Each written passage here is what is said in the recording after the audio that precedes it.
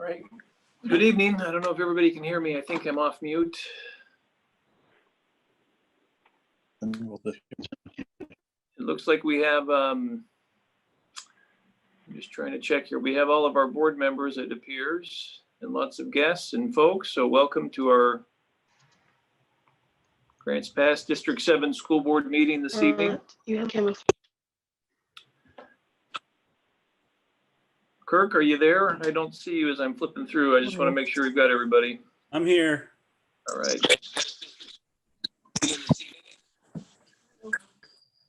Well, I think if we're ready, I will we'll call this meeting to order.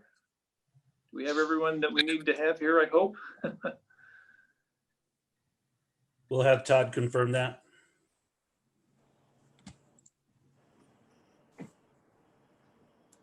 I think we have everybody. Brian just got in, Casey's in, Cassie's in. All right, well, perfect. He's in. Scott's in. Who am I missing? Debbie? Cliff Debbie? Oh, Debbie Brunel. Yep, Debbie's there. I see her. Yep, there she is. I think you're good. All right, well, great. Well, good evening. Thanks for being here. We'll call our meeting to order and we will start with our Pledge of Allegiance this evening. So if all would stand, we'll say our Pledge of Allegiance. Ready, begin. I pledge allegiance to the flag of the United States of America, and to the republic for which it stands, one nation, under God, indivisible, with liberty and justice for all. and justice for all.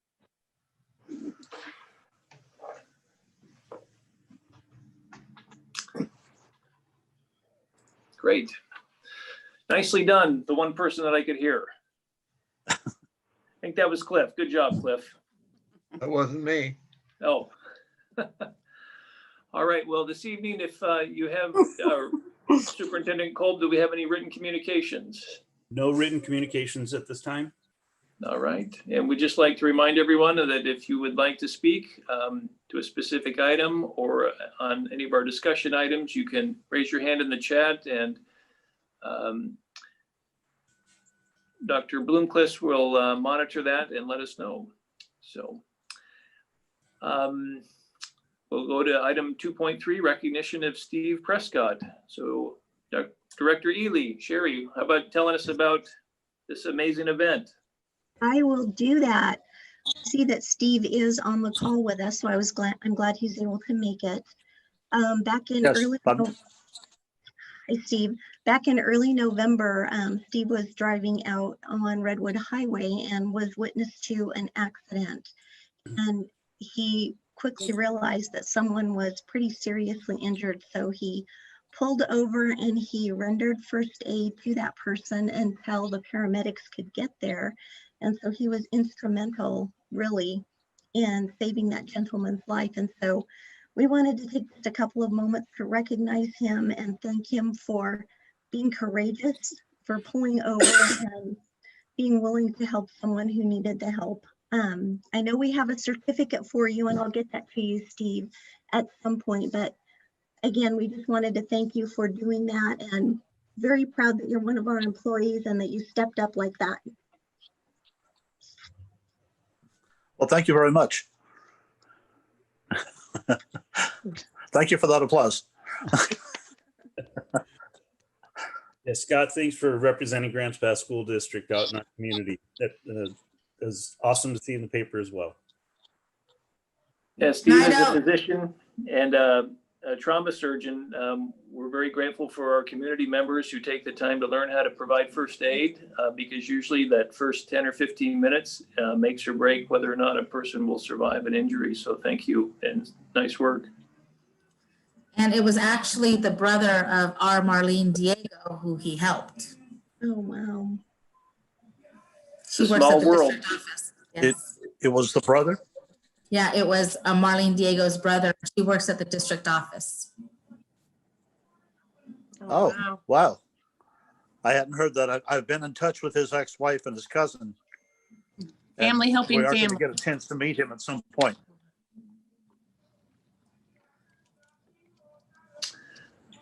Well, excellent job. Thank you. Thank you very much.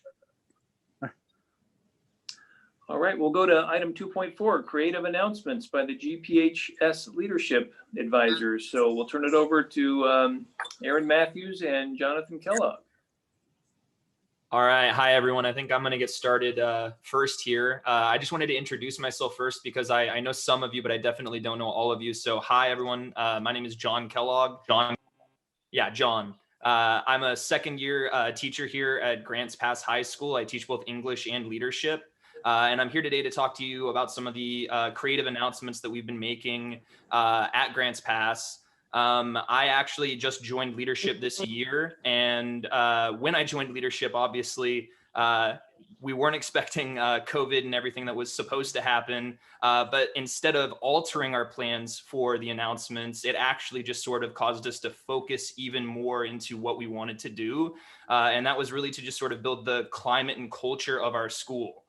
Because a lot of the assemblies, the activities, all of the things that leadership actually does in a normal school year kind of gets condensed down into these announcement videos and these assemblies that are all digital now. And I've been very lucky inside of the leadership class to work with a team, actually 3 teams that work each individual week making videos for the school, really just sort of working as good as we can to build the culture and climate of our schools so that once this is all over, we can come on back and just keep on going, making some great videos to recognize our student voice. Because really that's the biggest thing we're working on this year is making it so that students feel seen. It can be really hard behind a Zoom computer to not get that. And so we're just keeping on going with these announcements, and I hope you guys have been enjoying them. So we have a montage video of some of the announcements that we made that I wanted to show to you guys. I hope you enjoy.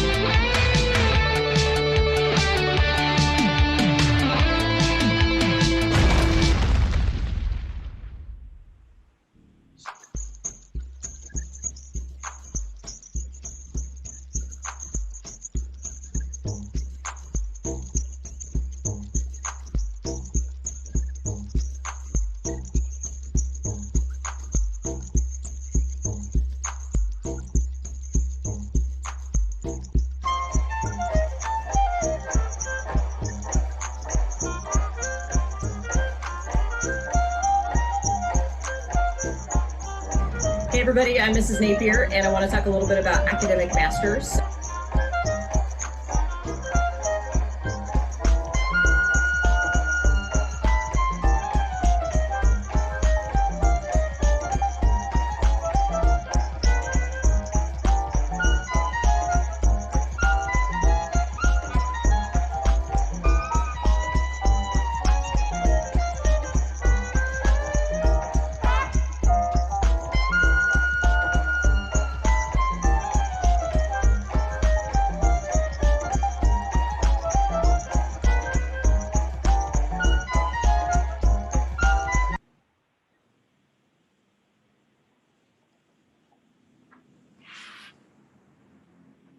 All right, Aaron, you want to take it from here?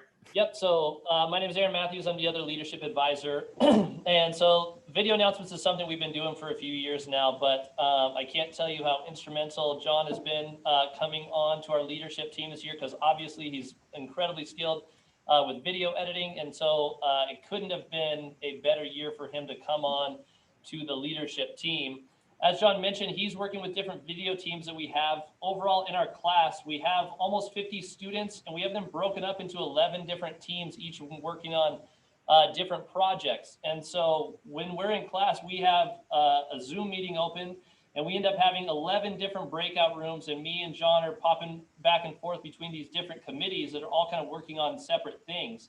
So as John showed you some of the cool things that we've been doing videos for, I'm going to mention some of the other things that our committees have been working on. And I can't just stress enough to you guys what an awesome group of kids that we have. I was telling Brian earlier today that I go into a breakout room and I'm just going, man, the stuff that you guys are producing is amazing. And then I go into the next breakout room and I'm saying, man, the things that you guys are doing are amazing. So like we have a committee that normally plans dances. And right now, obviously we can't be planning a dance. So they've planned a virtual movie night. This Friday, we have our first virtual talent show coming out with both students and staff. We've already done 2 virtual assemblies, and we're working on our 3rd virtual assembly where they're all pre-filmed videos that we produce. We've done virtual spirit weeks. So we have a committee and we've done like a Halloween spirit week. We have coming up next week our Christmas spirit week, which is themed Home for the Holidays. We have a community outreach committee, and they do community service projects, and they've been doing an awesome job this year. We did a coat drive where they got hundreds of coats turned into the school. In November, they did a canned food drive. They also adopt a family all year. And so we bought them Thanksgiving dinner. They've purchased them Christmas presents that we're going to wrap and deliver to them. And then this year we've added a new thing where we are doing an online toy drive where we actually were able to create a wish list on Amazon and email that out. And we're getting community members, parents, staff members to purchase toys via Amazon. It gets sent right to the school. And then we're able to give those to local organizations. So this year we're working with the Faith House and with the Women's Crisis Center to get toys to kids. Those are all just things going on in that one community outreach committee. We have another committee whose specific job is to interact with the elementary and middle schools. So they've done art projects with the elementary schools. They've done a project where they got the soil and the cups and the bean seeds and had different classes do the bean sprouting project. So they've been able to kind of coordinate with different elementary schools and different classes to do those projects for the kids while they were working in the hybrid model. We have a student recognition committee, and they've been doing students of the week. So we email out teachers every week, ask, can you nominate some students for students of the week? And then we mail them home a certificate and some other prizes like Dutch Bros gift cards and things like that. And we're also going to be adding to it. This week we're making yard signs to deliver to them. So when they get nominated to be a student of the week, they get a certificate and some prizes, hopefully some things they can put up at their house. We also recognize them on video announcements once a month. We've been doing things kind of similar with our staff members where each month we poll students and ask them to nominate teachers of the month. And then what's really cool about that is we're able to take all of the comments because we do it on a Google form. And then all of those student comments get emailed out to the teachers so that they can see the positive things that students are saying about them. We also just started an event yesterday with teachers called Get Elfed, where we put yard stakes in a teacher's yard with a caveman dressed up as an elf and some prizes on their doorstep. And then they have to pass that along to a different teacher at Grants Pass High School. So we've got that going on. We have different activities that we're doing during the week. So we have kind of weekly competitions going on with the students. So I know I'm going kind of quickly through just a lot of different things, but I'm really proud of the way that our students have modified what we've always been doing to fit into this kind of virtual model. Because within leadership, we're always trying to spread hope and joy and community. And so this year, our focus hasn't changed at all. We have just changed the method in which we're presenting it to people. So we're still trying to create connection for students, connection for teachers. And the students that we have really done a great job in a difficult time, stepping up as leaders on our campus and hopefully, like John was saying earlier, setting that positive climate and culture for our school. And so far they've been doing a great job and we're really proud of them and glad you guys get to hear a little about all of the work that they're doing. Just want to make a quick comment. The service mentality of our leadership advisors, Mr. Matthews and Mr. Kellogg, and just they have been absolutely nails this year. They have stepped up and asked how they can help our school be a better school. And they, obviously the need that they already expressed in there, what our students and staff need, they have delivered. And anyway, just want to commend them greatly and thank them and their students for the terrific work they've done. Great job, guys. Thanks, Ryan. Great, excellent, thank you. And those videos are pretty cool. I like to see all the teachers' faces on the Avenger superheroes. I know the kids love that too, so. All right, well, let's go to the next item. Can we pull the agenda back up for me?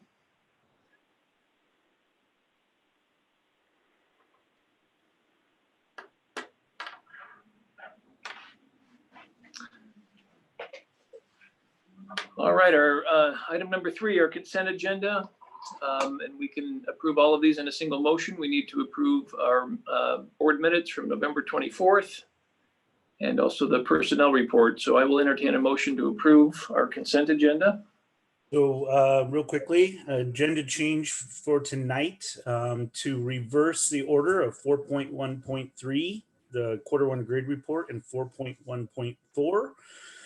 The attendance report, flip those. Additionally, we will need to add an executive session item for bargaining. Scott, I believe I sent you the ORS number. There we go, it's up on the screen. So we could, under this ORS or revised statute, we can add executive session agenda item of negotiations. And additionally, Todd, if you'll flip back to the agenda, and scroll down, please. We are going to move item 5.4, the GPSD7 Equity, Diversity, and Inclusion Resolution, to the first meeting in January. Since this draft has been published, we have gotten more solid feedback from community and stakeholders that we feel is important to be reflected in this resolution. This is a very important statement of work that we're committed to as a district, and we want it to be comprehensive. And so to strike that and move that to the next scheduled board meeting. Thank you, Kirk. Yeah, I wasn't sure where we needed to insert all of that, but right here. So, yep. So now we will entertain a motion to approve the consent agenda.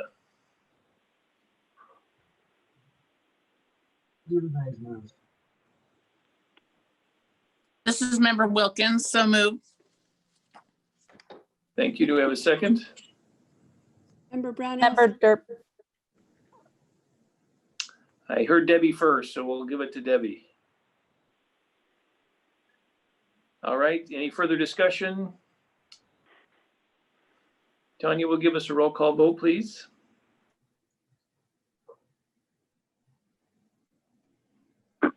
Member De La Grange, Yes. Member Durbin, Yes. Member Brownell, Yes. Board Chair Nelson, Yes. Member Coleman, Aye. Member Wilkins, Yes. Member Richardson. Yes.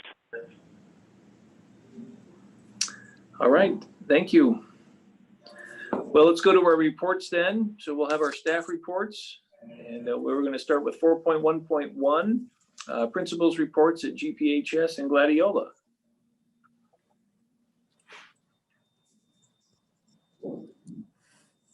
I will go ahead and start. Afternoon, everybody. Kelly. Ellie. First of all, I want to apologize to Ryan and Mr. Kellogg and Mr. Matthews that I hope I don't steal your thunder after that great expedition you had with my hokey little PowerPoint that Todd has and he'll put up there. But anyways, and these Zoom meetings, remember, the camera makes you look bigger than you are. Okay, so I want to remind everybody that, and I shouldn't have wore white either. So I'm a lot thinner than what this looks like. Just letting you guys know since I haven't had a chance to see you in a while. Want to start off by telling you how excited we are about the limited in-person education we get to have. Really super excited that we were able to bring kids back in the first quarter. Started with about 10 students because of the cohorting piece. And then what's really cool is you start getting phone calls from kids and emails from kids, and not parents, even though they want them out of the house and on campus.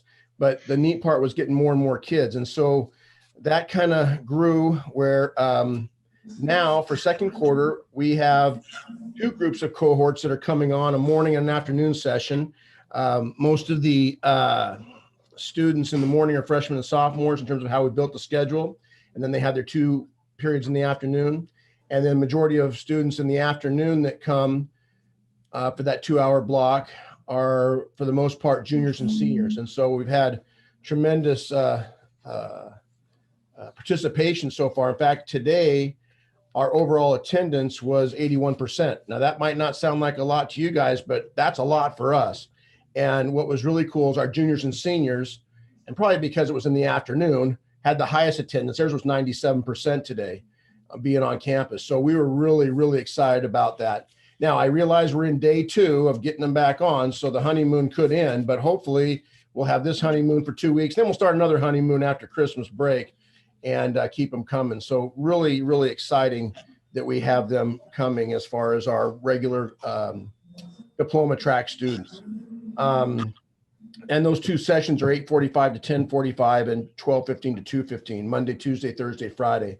And then we have a asynchronous for all periods on Wednesday. And teachers are open and giving asynchronous work on that, but it's synchronous and asynchronous on Monday, Tuesday, Thursday, Friday. So very, very excited about that. Our GED students has just been a continuation of the limited in person. We've just been running that straight through. And Mondays and Wednesdays, we have 2 shifts that come onto campus, and Ann's got 3 shifts, on Monday and Wednesday, and 2 shifts on Tuesday, Thursday. Friday is reserved for formal testing. And so we have 1 student through already. We're looking to get a couple more going pretty quick. So that's been real good to have that move through. And a big kudos also goes to transportation. For them to be able to put that Rubik's Cube together to get kids onto our campus in the different sessions, shout out to Jeremy and his group over there. They've done a heck of a job making that happen for us. So we're really, really excited about that. And the other thing too, with our GED testing, don't know if you got this update, but our graduation coach, Christopher Rosetta, is now our GED proctor, and we don't have to go outside the district to be able to do that. So we can do everything in-house, and we're real excited about that opportunity so we can expedite students and test as often as we need to get them through. So the other group that we have coming on campus besides the regular diploma track and the GED students are our Bridges and our GP Online. And those students are able to come onto campus by appointment in our afternoon sessions to work with Mr. Akiyama on all courses and Mrs. Gallen in the math tutoring.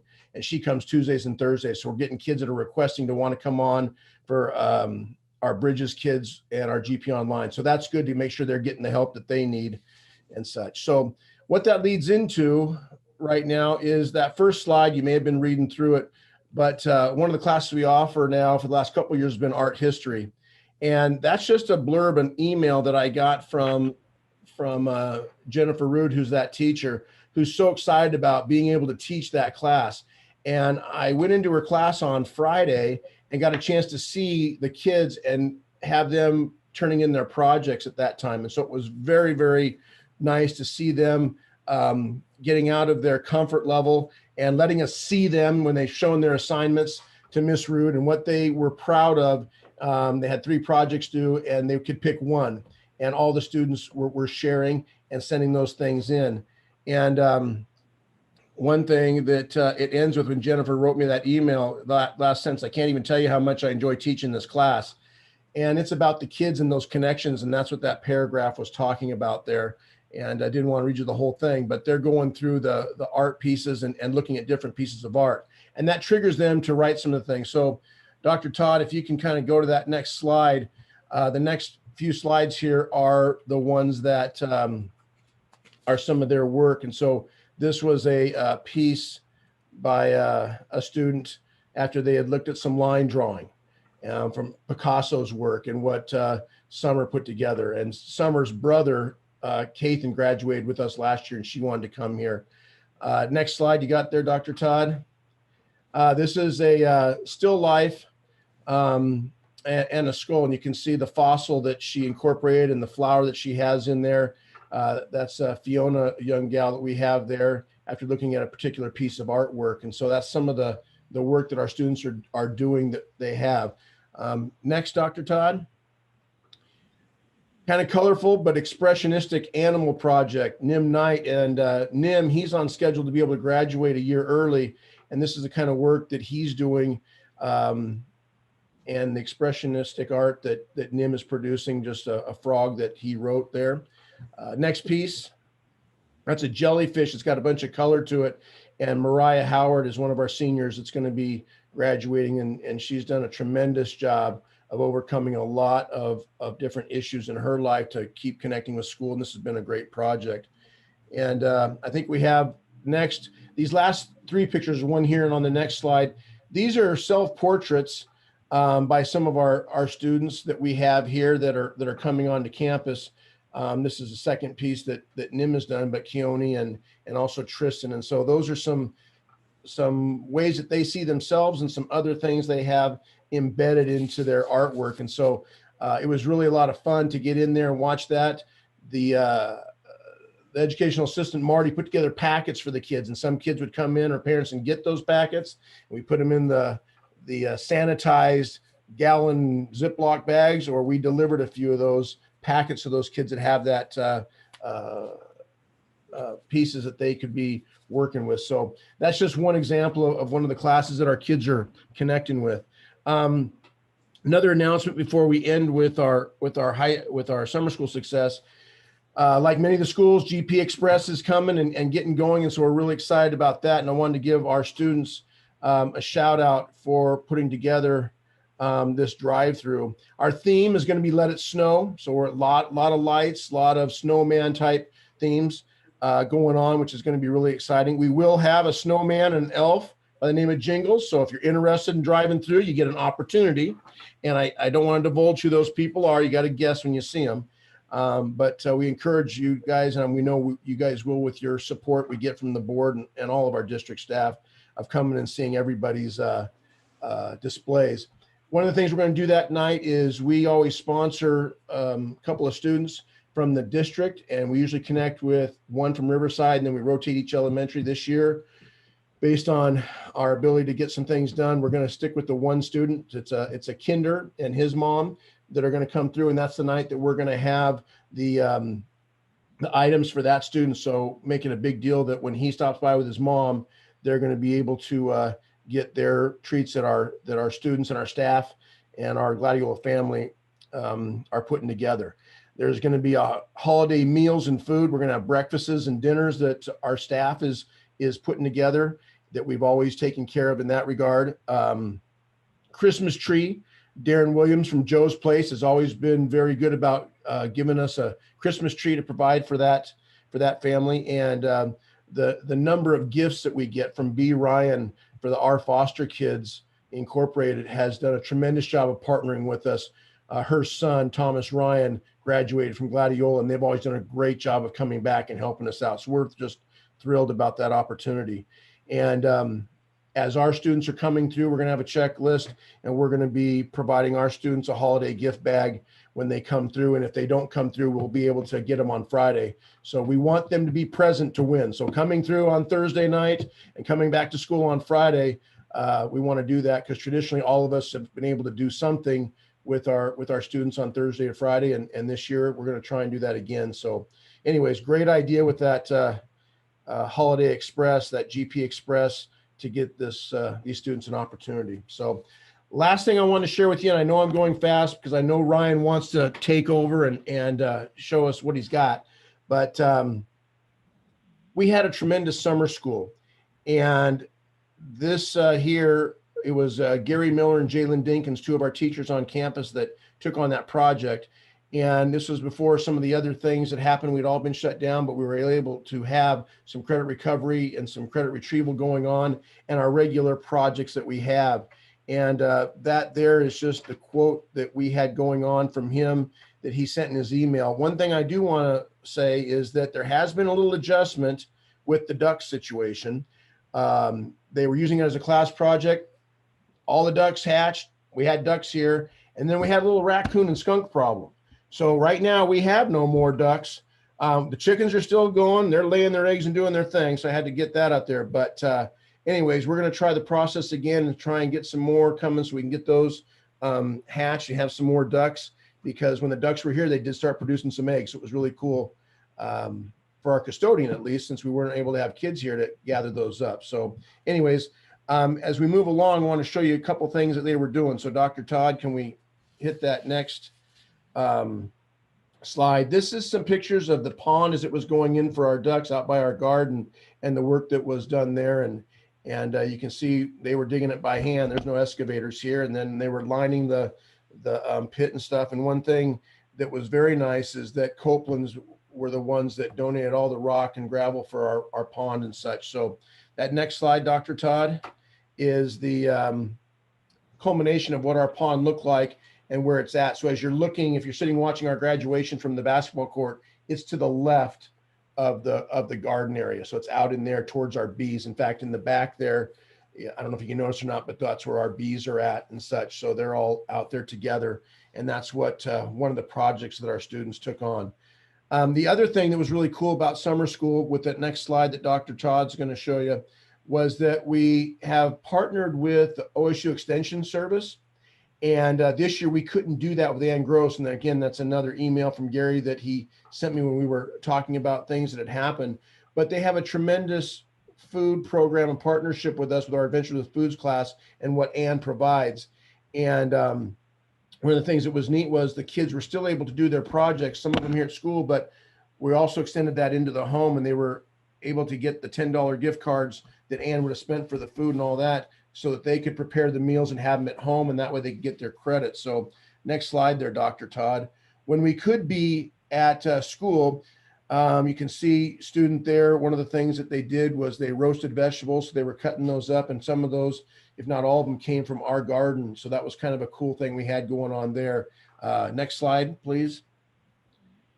And some more of the finished product. Yeah, and they did make cookies too. We want to make sure we get all the food groups. We don't want to isolate ourselves to fruits and vegetables, like you see the finished product there. But they did make cookies one day. Another slide. And then these are some examples of the meals that the kids were making at home and that they had to take pictures of to send in to show the work that they were doing at home. And one of the things that Mr. Miller wants to do is be able to incorporate this into his class so that we can offer that in the spring, depending on what we can or can't do about being on campus. And physical distancing. I hate using social distancing, but physically having to stay, 6 foot apart and our masks and everything, have the kids do that in their own home. So next slide. So here's the big accomplishments from summer school that I just wanted to share with you. 2 classes were done for credit retrieval with Miss Dinkins. Okay, so that's 1 credit. 17 Edgenuity courses were completed. All right, so right there, if each of those is a half credit, that's 8.5 credits.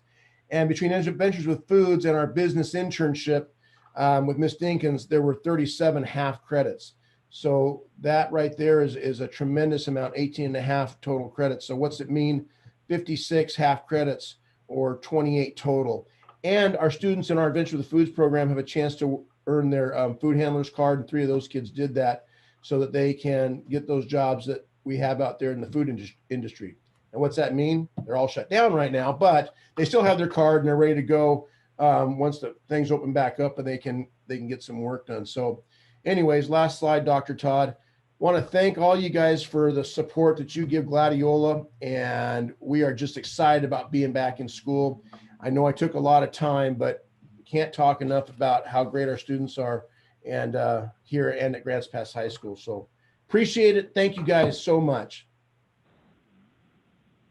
Thank you. All right, I will jump in, and Kelly, as always, you're a tough act to follow. So we'll give you a little bit of comprehensive distance learning update at Grants Pass High School. Right there, you see Mr. Fry hard at work, like many of our teachers are, some at school and some at home, in front of computers. You see student lists there. Some are at the whiteboard and they're looming as videos on them and on the screen that they might be writing on for math, as an example. Anyway, so you'll see a lot of that. And those hallways, darn it, they are so empty and so quiet, and we don't like that at all, but it is what it is. So it is eerie at times walking the halls and seeing darkened classrooms and empty hallways. Next slide. We, of course, are getting ready to celebrate the holidays, and we always want to give back. In that picture, you see two of our administrators about a long time ago, when they were in process of giving to our Grants Pass High School students. One of those people in the picture, I won't tell you which one, but he works at a school that rhymes with Smatty Smola, and his last name rhymes with Arvel, and he's a happy and jolly fellow. So that's Kelly there, and then next to him is our fearless athletic director as an elf. So that was many moons ago, but I want to give a great shout out to Colleen Moore, who has for many, many years, 27 years actually, helped us organize and serve our families in the area that might need just a hand up a little bit of help. Kathy Deli is another one of our educational assistants in special education who has helped her too, that has done a lot of shopping. She had many stories to share, and I guess just in summary, you know, it kind of varies from year to year. What we're doing this year, of course, is a lot of gift certificates and mailing and drop off on doors. Staff nominate families that could use something extra. We also have done Christmas dinners, clothing gift certificates, perfume, and all kinds of other things that high school age students are gonna like and enjoy. There have been some years that we have provided a washer and dryer for a needy family.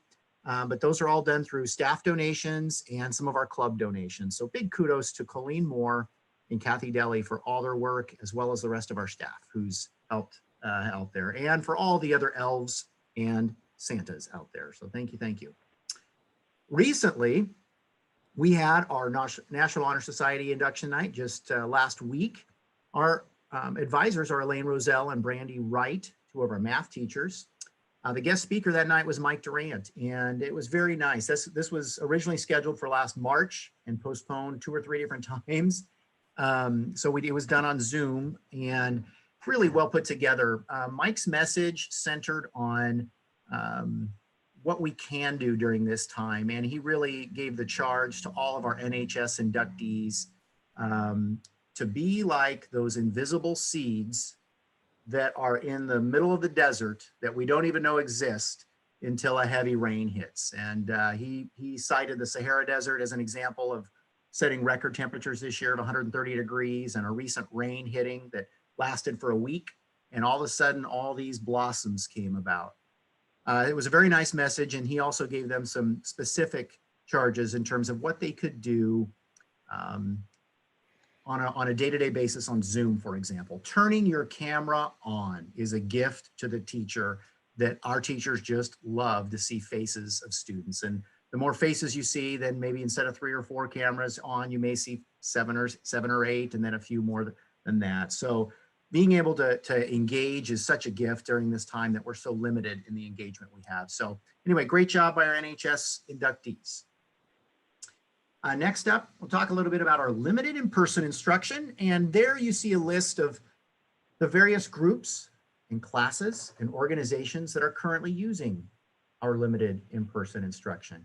Having our students come to school is the greatest intervention we can have. It's the best way to reach students. And we are limited in terms of the size of groups. We're limited in that they can only be here for 2 hours. Some of the groups you see on there, such as in our resource room support or life skills or credit retrieval. These are mentor groups. Some of the students have connectivity issues. They have environmental issues around them that although they may be able to get online, it's just, there's also 3 other students in the same room online, and it's very difficult to hear or participate. So being here for a couple hours is of great assistance. I will tell you the other side of that is the 2 hours that they can't be here and that they go home is a real challenge. So as we track the data, we see that they do pretty well while they're here and not so well when they go home. Nevertheless, we want those students here. You saw Mr. Kellogg and Mr. Matthews earlier from leadership. We have leadership students come nearly every day to help with our recording of announcements. Avid, ESL, and our ESL student population is starting to grow in terms of the number of students being served by Mr. Bartelt here. We have individual teachers that have just said, hey, I want you to come in and I want you to be in your first period class and your second period class in my classroom so I can help you while I'm teaching too. And so we've had some individual teachers do that.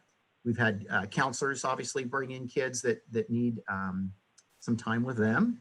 And then you see some of our music groups, our concert orchestra, or percussion, some theater and other after school clubs. So just wanted to give you an idea of some of the groups utilizing limited in-person instruction. All right, Kirby. Kirby has been on our campus for quite some time, and I put him on there because he's in our life skills classroom. He serves our life skills students, or has served them, and a number of our kids around campus. We would see Kirby out in the quad, and he was chasing Frisbees regularly, but his job was really to engage with students, and he's done a very good job of that. Unfortunately, Kirby passed away last Friday in surgery, and so our life skills students are very sad to know that, but he lived a very good life, and we were very happy and blessed by him. The good news is I know Carol Gibbert in business office. I know she breeds puppies, and I think one is being selected to be trained and be a suited fit for the life skills classroom. So we know that we hope to have a dog on campus again soon to help bring our spirits up, as we all need that. All right, last year, our school board, you approved Advanced Placement Human Geography as a new course. It was exciting to have this in place, and that these are freshmen that you see here that are taking AP Human Geography. So it is meant to be an introductory course to an advanced placement class that students can take an actual AP course, and they can receive AP credit should they take the test and pass it. You see the numbers there. We have about 3 sections of students, around 55 kids. Kathy Matthews is the teacher highlighted in yellow there, and she attended our AP Institute, or the AP Institute this summer, which is an outstanding way to really make sure you're familiar and know the curriculum and all the resources that go with it. She also attended a fall AP refresher to be prepared.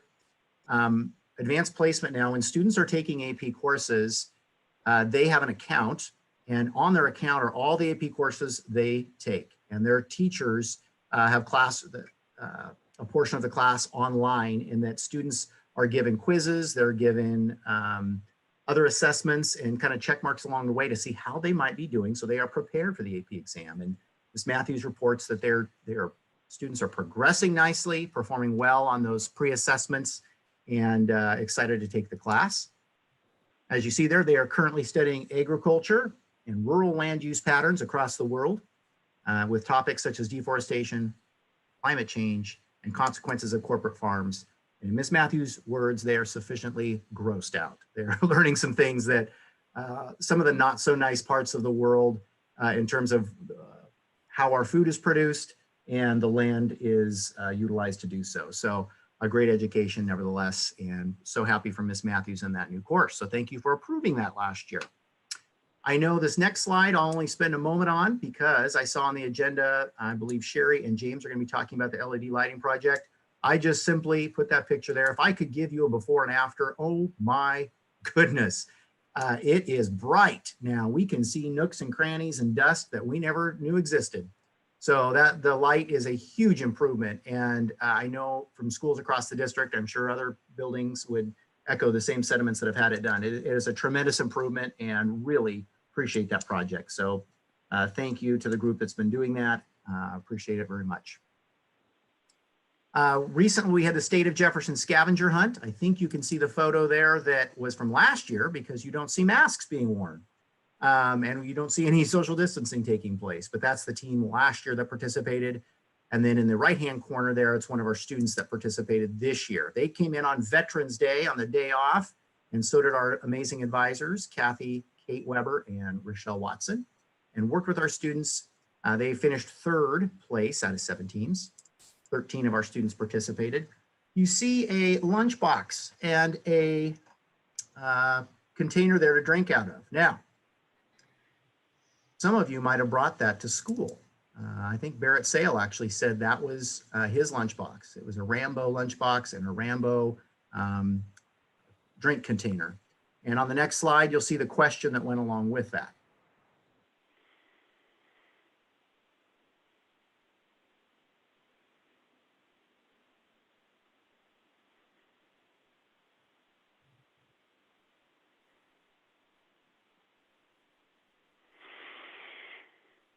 So this is an example of some of the questions. This is honestly is probably on the easier end. They have some incredibly challenging questions that are given to students that they have to find answers for. So kudos to our team, our scavenger hunt team, and to all of advisors for their time given, and for Mr. Sale for providing that answer.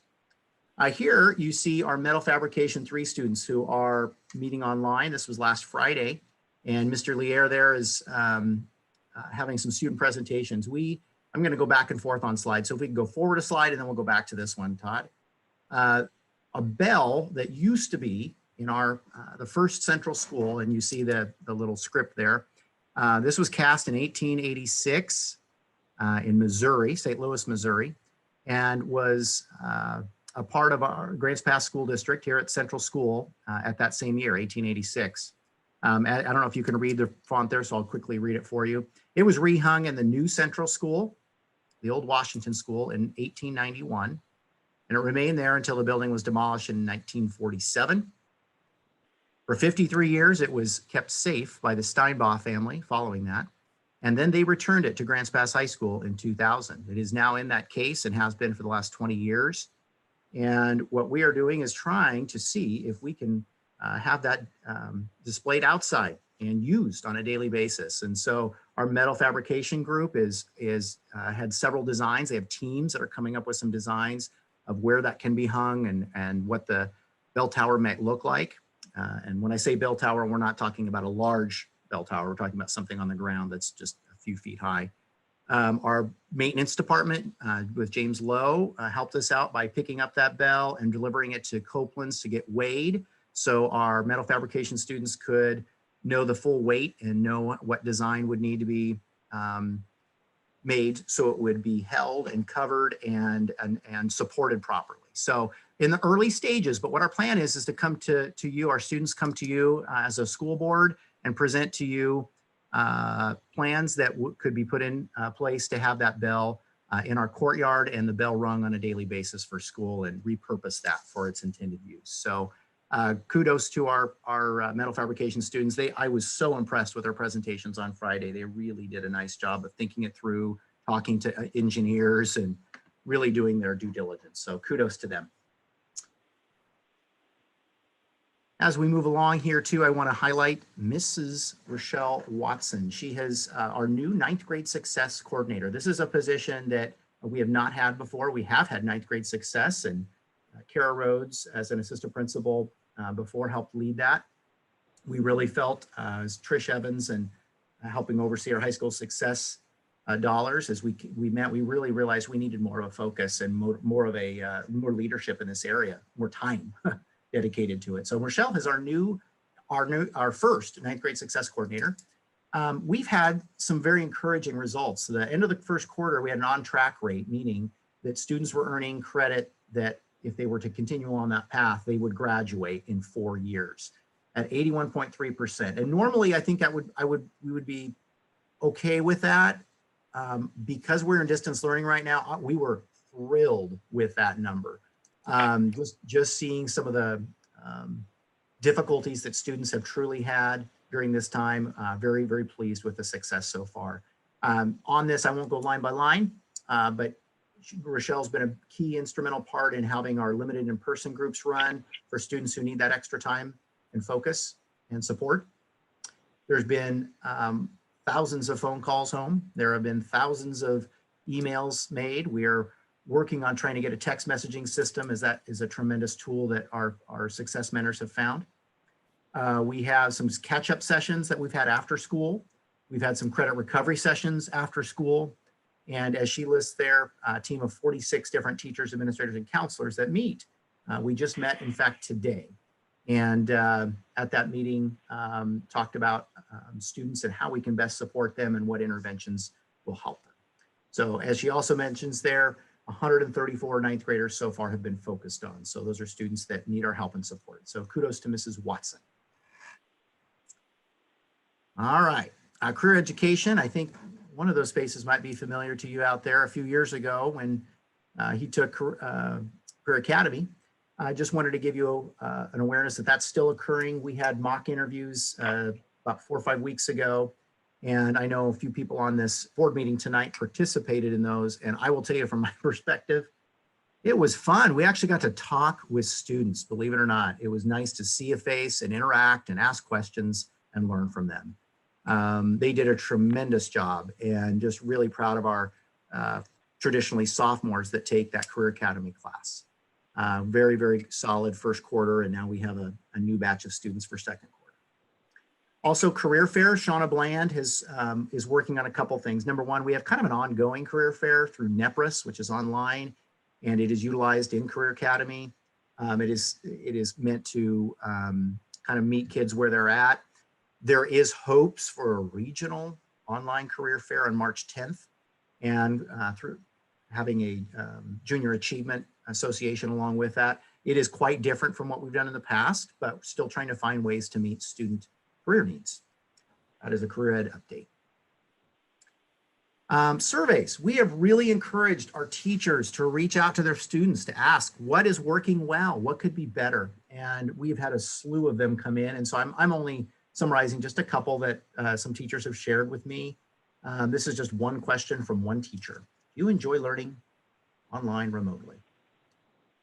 And if you look at the green and you look at the yellow, that's either no, not at all, or no, there are quite a few challenges. And that is pretty consistent across the board. About half our kids have had some real challenges with it. We, of course, work to overcome obstacles that can be overcome. But there are some that we will battle pretty regularly that we're limited on what we can do when kids are not with us. Next slide. Here's some questions that a teacher asked on Monday, because this is a class, it happened to be a band class that kids had very high participation in, a lot of success in terms of turning assignments, and we had 20% of the students turning assignments that day. But rather than the teacher lecturing them, they said, how you feeling? What are you experiencing or struggling with? And I'll let you read those answers, and please pay attention to that first one.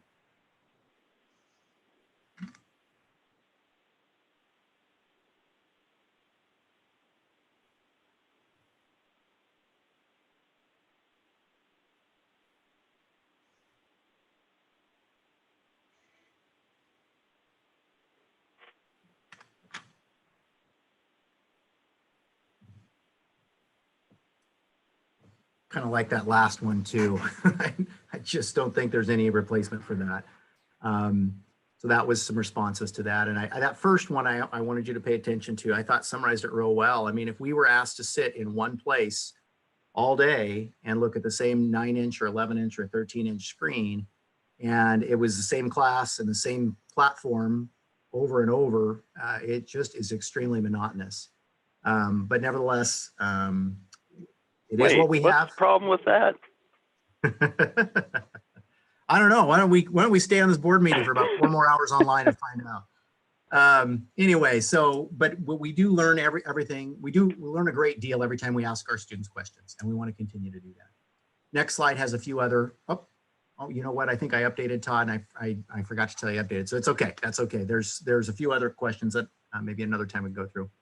That last slide, kudos to our prevention team. Our prevention team, as a reminder, are some of our counselors, our freshman success coordinator, our dean of students. They do a tremendous job. And this year they made a mission to say, we want to support our kids and we want to support our teachers, because if we don't support our teachers, they're not going to support students. And so they have done that. And that mantra at the left there, let us take care of ourselves so that we may be there for one another, has been what their charge has been. And so they've been almost a liaison of sorts between administration and teachers, trying to make sure that we are hearing where our teachers are coming from, and supporting them so that they can best support students. Some ways that has been done is allowing teachers the time needed, to prepare effective Canvas courses. That was a daunting task at the beginning of the year. It was a little bit daunting at the quarter change as there was some new work to be done. Other ways have been the surveys mentioned, both for staff and students. We've had several donut delivery days trying to deliver some happiness. Team builders, and we've got kind of a fun one coming up here for our holidays that we're going to be working on, a school-wide team builder and some others as well. Positive messaging system that we started last year, and that is a few thousand messages that have been sent out by our staff to students and families on what their students are doing well. We have an inspirational speaker in January when we get back that North and South Middle School will also have, and he's going to give our kids a message called "How many wins have you had today?" And I won't give away the whole spiel, but we'll send that out to all of our families too. And as our wise social emotional counselor Chris Stewart said, Ryan, everything that we're doing for kids, which is included on that GPHS Wellness Matters on the right-hand side, we're giving them resources. We're reminding them to take care of themselves. We're reminding them to check in with others. With 3 student suicides in Josephine County since March, this is a glaring problem. And there is, as he has said, there is no replacement for having students in person. We need to get back in school. And I know the last slide isn't on there, but I'd made it just prior to the meeting starting. And there we go. And so we focus on what we can control. We can wash our hands, we can socially distance, we can wear a mask so we can get back to school. We need our kids and our kids need us. So proud of the work our staff has done, and thank you for the support along the way.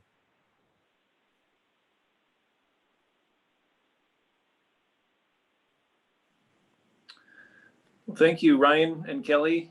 Excellent job. We are proud of the work that everyone is doing, especially the 2 of you in leading the charge and staying positive in very difficult times. My only concern is that you're sending donuts. I would recommend something with a little bit more fiber. So carrots or celery or salad of some sort, but we can't have a perfect world, so we'll take what we can get. But I do appreciate all the work that you're doing, so thank you. Let's go to 4.1.2, update for our LED light project. So Director Ely, how are things going? Hi again, everyone. They're actually going really well. The guys are working hard, getting LED lights installed everywhere. And like Ryan mentioned, it makes a huge difference in the visibility in the buildings.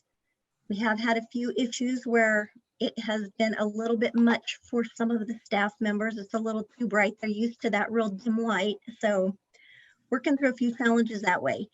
I'm going to turn the update over to Jason Carver and Jerry Glenn. They're both on the call tonight, and they will be able to give you a much more thorough update about where we are with the LED light project.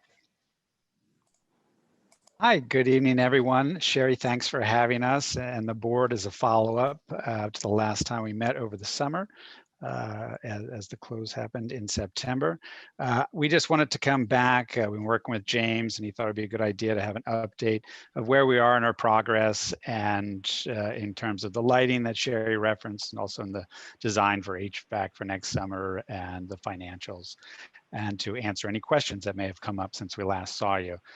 So I'll turn it over to Jason. As you remember, he is your lead project engineer and has been doing a great job getting a team together to assist in the district upgrades. Jason? Thanks, Jerry. So I'll just give a brief update and be here for questions. There's a lot of things to celebrate as far as success already. Like Sherry says, everything is on track and going well. I'll give a few highlights here, and then definitely open to talk about this as long as anyone wants. I don't know if my presentation will be as inspirational, as fun as some of the ones I've seen tonight, but I'm really honored to be working on a project to keep your buildings warm and cool, safe and dry and well lit, so that when you do get back to school, that amazing work can continue. One of the main highlights now is just the near completion of the LED portion of the project, where we're putting LED bulbs. I'm sure everyone's familiar with those. They use half the energy, and tend to put out a better light, better in quotes, because that's subjective. And so we're working with folks who want a slightly different solution than what we've rolled out. But I think we'll get to a percentage of happy customers in the near future. So we're about 85, 90% done with the lighting project.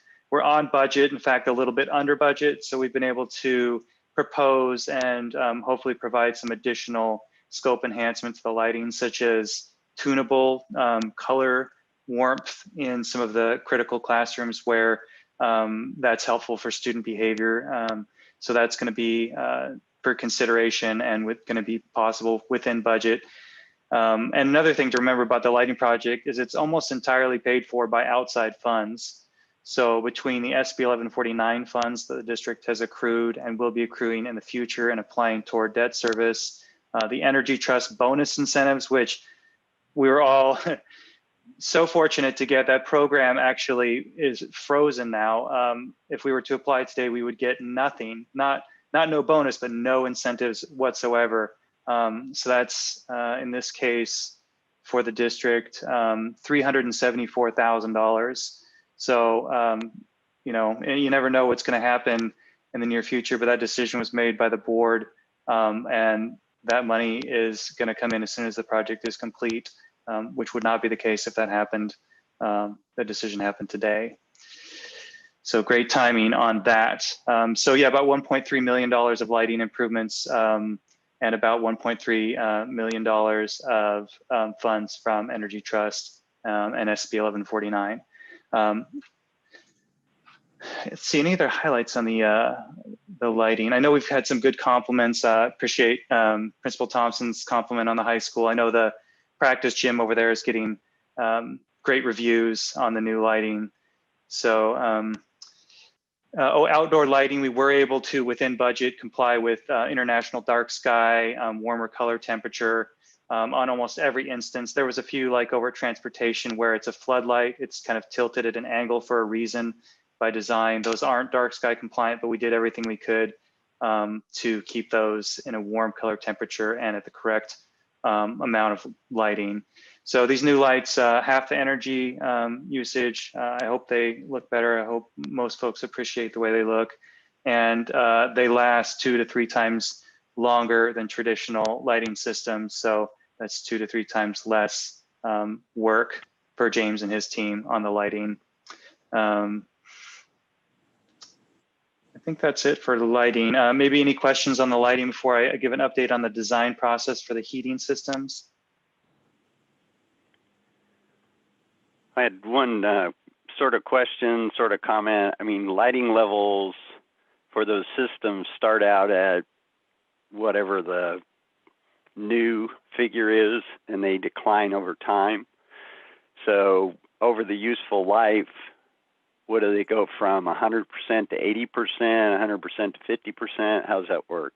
So they, without getting too far into the details, but they define the life of an LED fixture as the time it takes to get from 100% of its output to 70% of its output.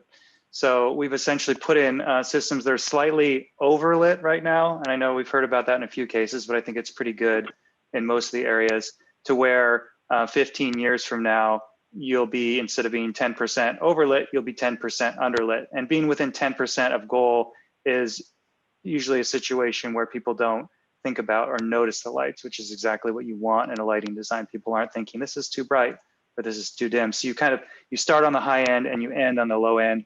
That's the 15 years. And then it really starts to slow down after that. You'll start to get failures of systems toward year 20. Some systems are in for, potentially longer than that. LED technology has been around for about 10 years now. So we're getting to see how some of those early systems are doing, but it should be ideal for the 15 to 20 year period that we've proposed. So that's good. I appreciate the information. It sounds like we have a little bit of an education piece. You can tell them, well, maybe it's bright this year, but it won't be quite so bright next year. Yeah, and that's part of it, the outreach to them. It does seem a little bright at first because it's such a change from something that's underlit, according to the Lighting Society guidelines, but it's what teachers have become used to. So it is quite a change. And sometimes it just takes asking them to have a little patience and see if it's still a problem, you know, after a few weeks, and then we can address it in multiple ways. Okay, well, I'll give a brief update on the heating system since there's no changes in the buildings yet, but we do have a team of about 6 designers now working very hard to get to the 50% design level. And at 50% design level should look pretty similar to what is going to be installed.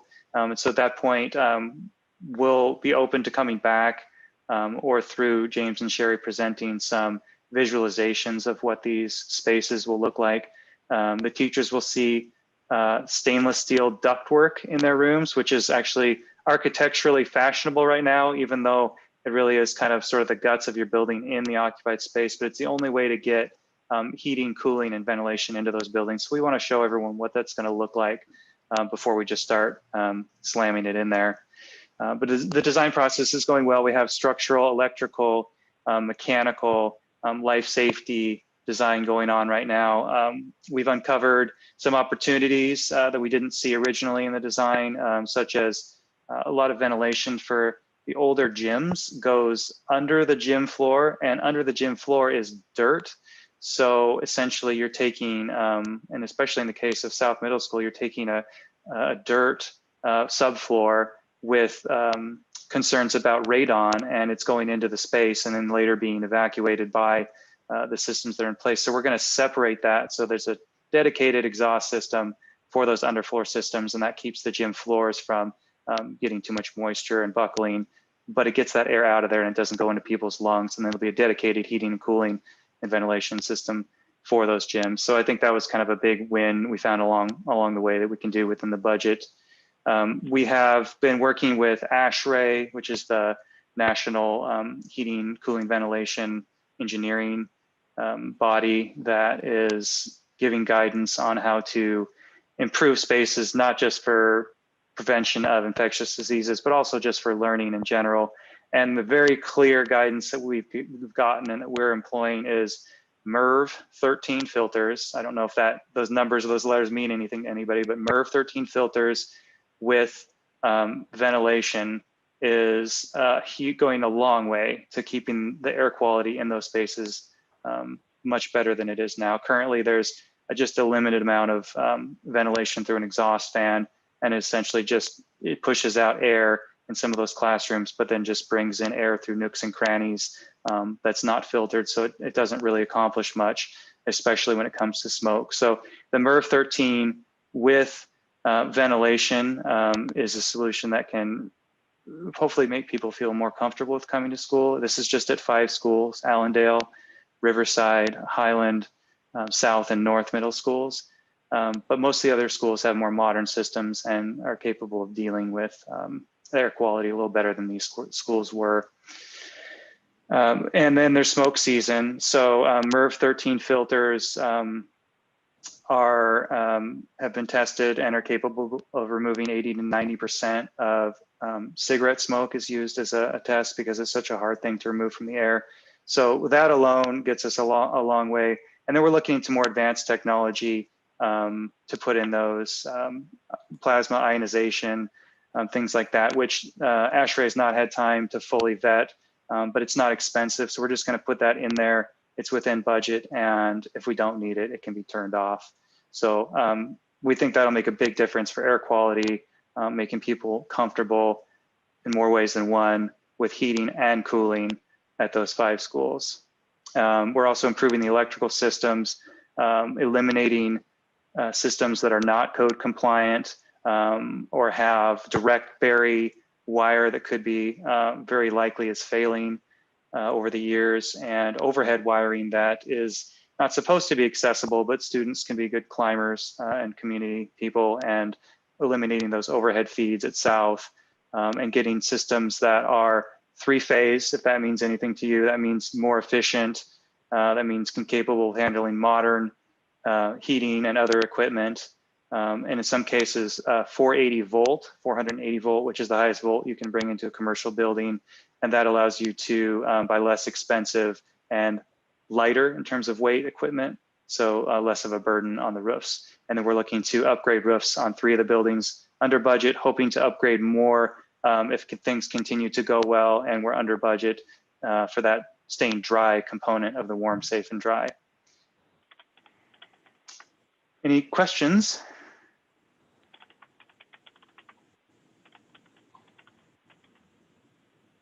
And schedule-wise, this is going to be going on next summer in a flurry of construction, and then a little bit of picking up the pieces next fall in terms of commissioning and doing things like that. After school will have started kind of behind the scenes and doing some demolition of the old boilers, keeping those online. So there's always consistently heat, but essentially project will be substantially complete by the start of school, and we'll have odds and ends being completed through the end of the calendar year. Thank you, Jason and Jerry, for being here tonight. We appreciate it. Absolutely. All right, any other questions for them? Or any questions, I should say, since. All right, well, gentlemen, thank you very much. We appreciate your hard work, and we look forward to heating and cooling and new lights come 2021. Thank you very much, Chairman Nelson. All right, we'll go to our next item, which is Director Evans. We're going to first talk about the attendance report and then our grade report. So we'll turn the time over to you. Thank you. Hello and good evening, everybody. These two reports come to you because Dr. Nelson had requested a couple of board meetings ago for an update related to attendance and grades. I thought it more orderly to start with attendance because attendance has a direct impact and they are very closely related to each other. These two reports are also very complicated. It's starting with attendance. You grab attendance at a moment in time, and there's lots of different ways to look at the data. I chose to provide you with a report today that comes from what we call the CAPT tool. It is an attendance projection tool that the Southern Oregon ESD developed and helps us look at attendance trends and how it's projecting for the school year. So if you're looking at, I provided it by school. On track means these are students whose current rates projected out for the entire school year. They would be considered on track as having 90% or better attendance by the end of the school year. Students in the monitored category are students that are just right there on the edge of that 90% target that we look at for chronic absenteeism. Their attendance needs to be followed closely in order for them to be above the 90% mark. Off track refers to those students who are currently off track and are projected to be off track by the end of the school year. And chronic are those students that no matter what kind of intervention we try to provide, they will still be chronic at the end of the school year because they have missed so much school. So it's a projection tool that kind of looks into the future and gives you the ability to consider what attendance might look like. If you look at Grants Pass School District's number, it looks like total for the district, 76.2% of our students on track. I would couple that with the monitored students for the 4.77. So about 80% of our students are on track, not chronically absent. Comparing that, the closest comparison, we can go back to the 18-19 school year. Remember, 19-20 got severely impacted by the shutdown on March 13th. So we don't have any data from last year in terms of chronic absenteeism rates. So in 18-19, 84% of our students in the district were not chronically absent. And right now we're projecting it to be 80%. So we are seeing a drop in attendance. I do want to point out this is as of October 31st, and I'm going to make some comments related to what we've seen for November and December. We've seen a sharp decrease in attendance district-wide. Students, their parents are growing weary. We believe the school year started with a lot of anticipation and hope. excitement. But as distance learning drags on, it's tough for so many kids. As Principal Thompson was sharing with you, kids want to be back in school, and that's showing in their attendance and also now their grades. Looking at demographic groups, I think it's important to point out to you, our homeless and SPED population have historically been subpopulations that are of concern to us in terms of attendance. We're projecting our homeless attendance rate to be about 57.10% based on the CAPT report. The 2 years ago, we were at about 65%. So our homeless students are definitely struggling, as are our students with disabilities. That also, comparison-wise, from the year 18-19 to now, has shown a sharp decrease from 77% to now what we're projecting at 67%. The final thing on the attendance report is by grade level. And as you would expect, our Todd, if you could scroll down for me so I could see that a little better, I could go out to the thank you. Our severely chronic students, lots of issues at K1 as well as the high school level, which that has been a trend we've seen over time, and it's exacerbated in this current situation. We are doing a lot of intervention in order to try to engage our students. For November, we came up with a new code at the secondary level called disengaged. Teachers are now tracking when students log into our video conferencing meetings, if their screen remains black, they don't respond to chat messages or teacher questions during the video conference session, we mark them as disengaged.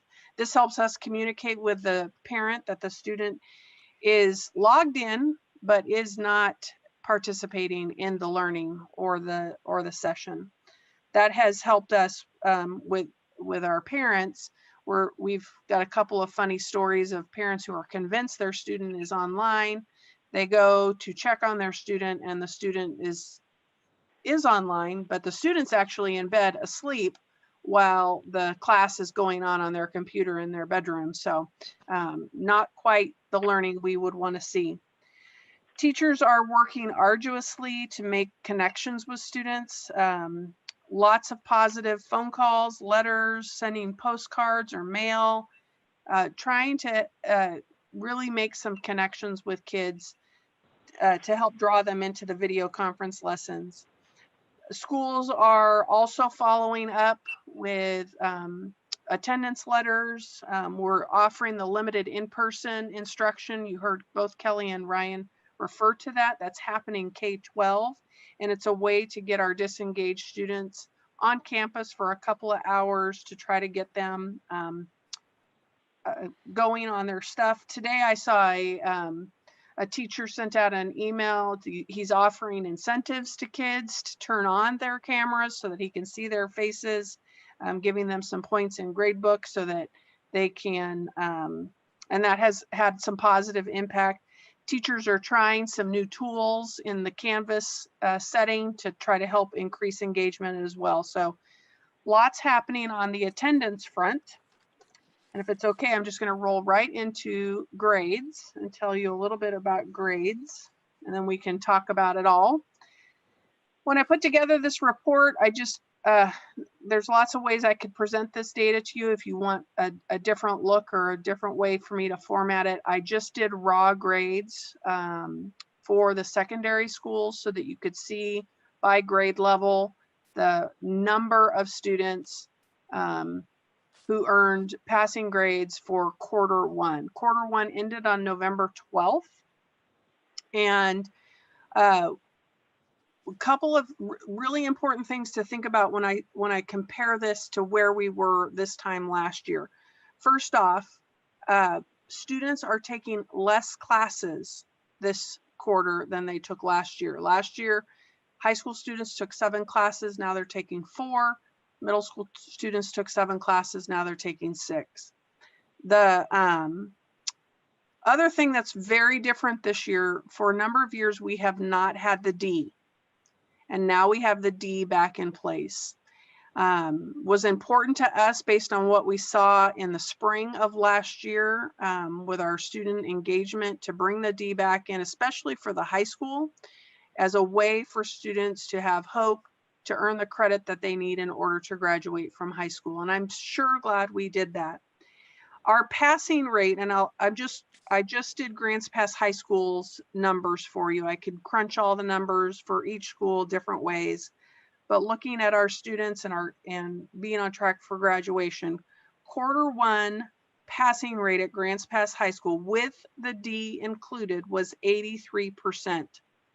If you look back to 1920, which was again 7 classes and a full semester, our passing rate was 89%. So we have seen a decrease from 1819 to or from 1920 to 2021 in terms of our passing rate. The concerning thing is if we had not put the D in place, our passing rate for Q1 at Grants Pass High School would be about 73%, which would be almost a 20% drop in student success rate. For Q1, there were about 1,700 students at Grants Pass High School, and of those 1,700, 448 of them, or 27%, failed 1 or more classes. Currently, today, there are 975 of those 1,700 kids failing 1 or more classes, almost double what we saw for Q1. There's been a lot of emails between our teachers and their administrators at both the high school and middle school level, sounding the alarm of disengagement we are experiencing in Q2 and a sharp decrease in both our attendance and our grades for our students. So teachers and administration are working feverishly, you know what I mean, to come up with strategies to bring students in, to work with students. We track our limited in-person numbers each week. And as you heard Kelly mentioned for Gladiola, really trying to get kids on campus. That's where they thrive. You heard Ryan talk about that as well. It's the same for our middle schools programs too.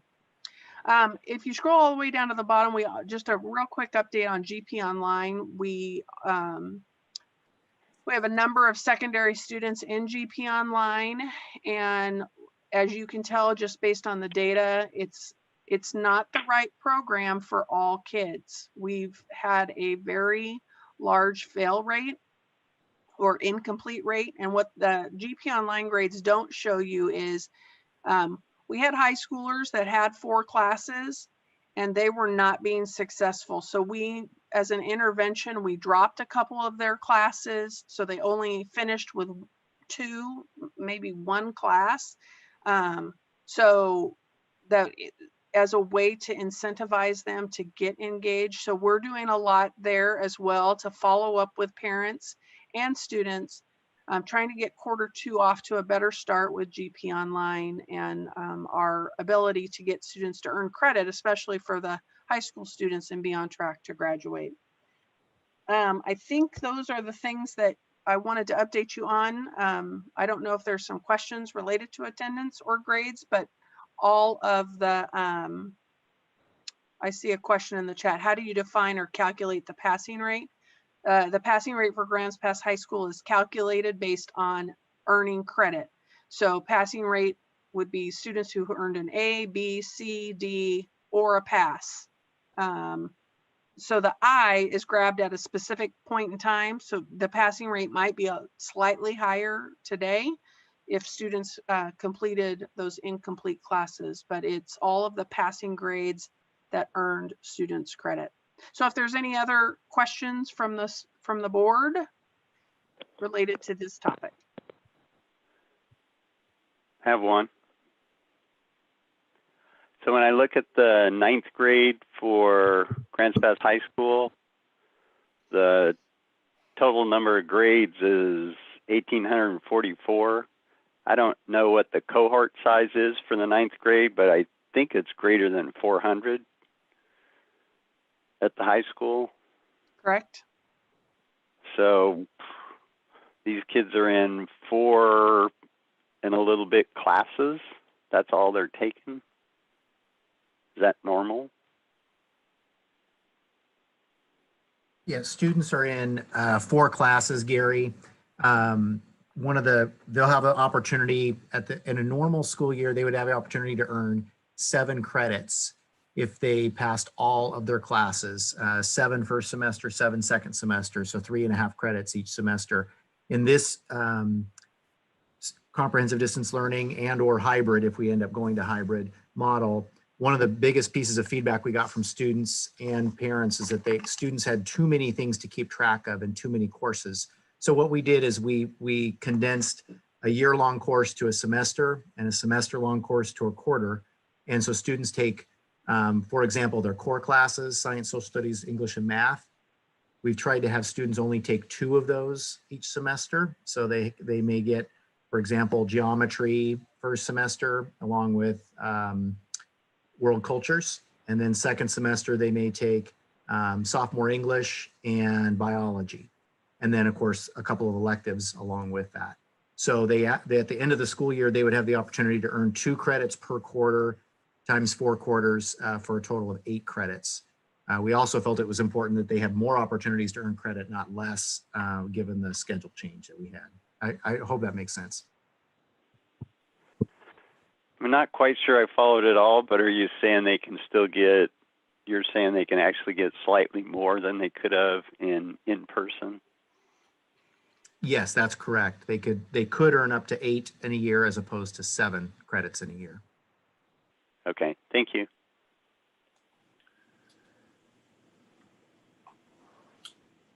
What type of effect do you think this is going to have for us looking forward in the future with our graduation rates? And do we have a plan in place to help the kids who are struggling make up the work that they're falling behind on, maybe during summer school or next year? What have we thought about what that's going to look like? Yes. We will be talking about graduation rates that are, well, it becomes public knowledge in January. And our graduation rate for last year will, we are definitely needing to intervene and provide opportunities. One of the things that you heard Kelly reference is our summer school programs. We expanded those greatly this past summer, and I would anticipate that we're going to be doing even more of that. One of our challenges has been getting kids to engage in those activities. So we really try to make them be fun, interactive, and engaging. Gladiola has had some really good success with that. During the school year, huge shout out to Grants Pass High School, particularly the freshman success team and what they've been trying to accomplish in our after school tutoring programs. We're about to gear up for another session of, I think Michelle Napier was telling me today, we have 65 freshmen who will be coming in, working on bringing up their grades in classes. So we're trying to be as proactive as possible. I know that the high school counselors right now are working. Each senior right now has an individual story, issue, situation going on. Many of our seniors have ended up with jobs that conflict with their ability to participate in online school. So navigating that with the students. So we have already started to talk about our plan with 5th year seniors. We will have more students on campus next year who need to finish their high school program. So yeah, it's definitely a point of concern and also a point of conversation and planning. Okay. This is Member Wilkins. Are we using the Lippy program to the fullest ability at the high school level? Cassie, yes. We have informed all of our staff what is available for them. Lippy numbers were on the good news front, they did increase. So they used to have a cap of no more than 250 students in 1 week. That has been lifted, but there are a lot of limitations in terms of what we can do. So students can only be here 2 hours. And so those that are needing more than that, and we've had families request it, we've had students request it, we've had teachers request it, and we simply can't do that. We're limited by having them only here for 2 hours and a part of no more than 2 cohorts, so 2 groups of kids that they're around. There are also some, for example, I mentioned some teachers individually pulling kids in, and I commend them, but I also have been told it's extremely challenging. They're in front of a computer, they're in charge of all these students, they're monitoring the chat, they have their presentation here, they may have something on the board, and meanwhile a kid has a question over there. And it is very challenging to try and manage students in person and the students that are online at that time. So I feel really good about the groups that we do have coming in. Some of our after school groups, to be honest, have been the best. However, our employees are not hired to be after school. They're here during the day. So even our classified positions, I commend our central office for being flexible. We're trying to hire some other positions that might be able to flex after school, because really if kids can stay engaged, if they can stay engaged online during the day, and then we can help support them after school, that has been a model that on a limited basis has been successful. But anyway, yes, Cassie, to answer your question, they're aware. I would love to see it even increase even more, but for example, I'll give you actually one quick example that might illustrate that too. If I have 25 students in my Algebra 2 class, I could only probably have around 12 to 14 of them, maybe 15 in my classroom. So if they could come, well, that would be great if they could, but the problem is where are they going to go the next hour of the day after that? They can't just go to another class because that teacher can't, we can't send kids out to other classes unless they're part of an actual cohort. And those teachers that are in that next class period haven't requested them or not ready for them. And so, and if I have 12 or 14 or 15 kids here with me, what are those 12 or 14 or 15 kids doing at home? And so it's a real challenge. So we don't want kids coming to school and then missing classes that they have online because they're transporting back and forth. So scheduling is something that we're working around and doing our best to try and do, and we have found successes in many ways, but certainly a challenge. Interesting. Thank you very much, Ryan. Member DeLaGrange, can you hear me? Yeah. Hey, I just had a question. This is probably for Trish regarding the numbers, the attendance numbers for homeless student population. And those numbers, I'm just curious because those numbers add up to about 338 students. And I had a note from earlier this year from a board meeting that said that approximately 528 of our students are experiencing homelessness. So I don't necessarily need an answer right this second, but I'm just curious why there's a discrepancy, such a big discrepancy between those two figures.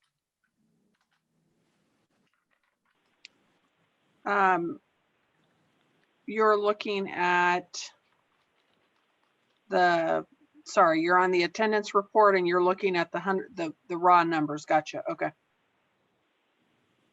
I'll follow up with you. Thank you.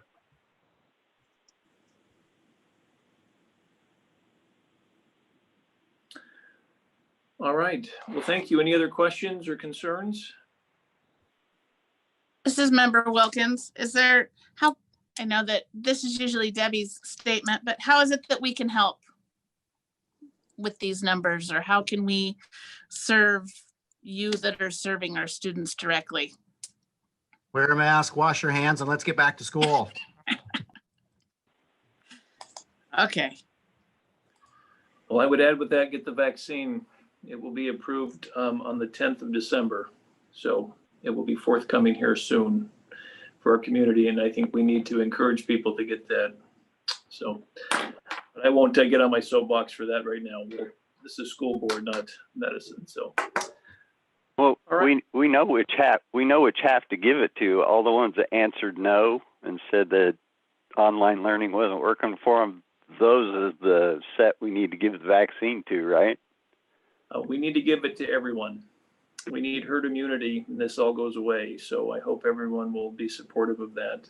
But again, we're not here to talk about the vaccine, but I'm excited. We have a pathway moving forward. So great. Thank you, Director Evans. We appreciate your report. Thank you for bringing that back, as that was something that we had asked for. And I'm grateful that we have a plan moving forward.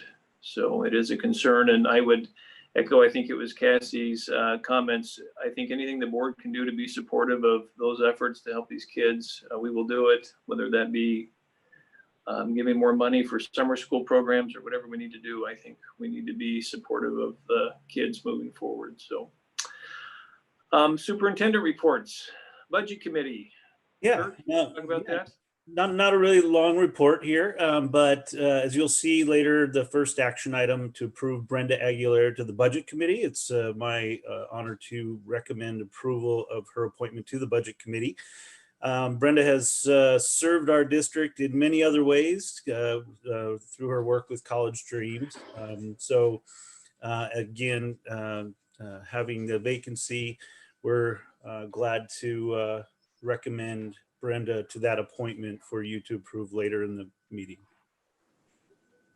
Is Brenda on tonight? Does she want to say anything? I saw Brenda on there here. she is. Hi, Brenda. everybody.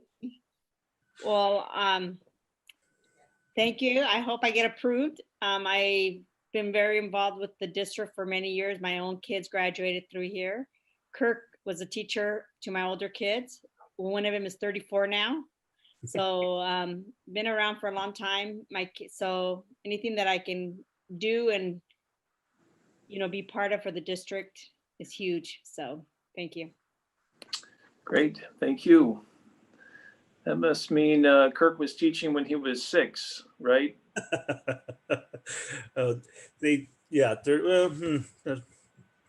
I started early, yeah. Really young. Okay, great. We'll go to our next item, board reports and special concerns. We have an update on our property committee. I don't know who would like to speak to that. Member DeLaGrange will speak to that. And I apologize for not being on video tonight. I got a new computer set up and I'm still working the kinks out with the video portion.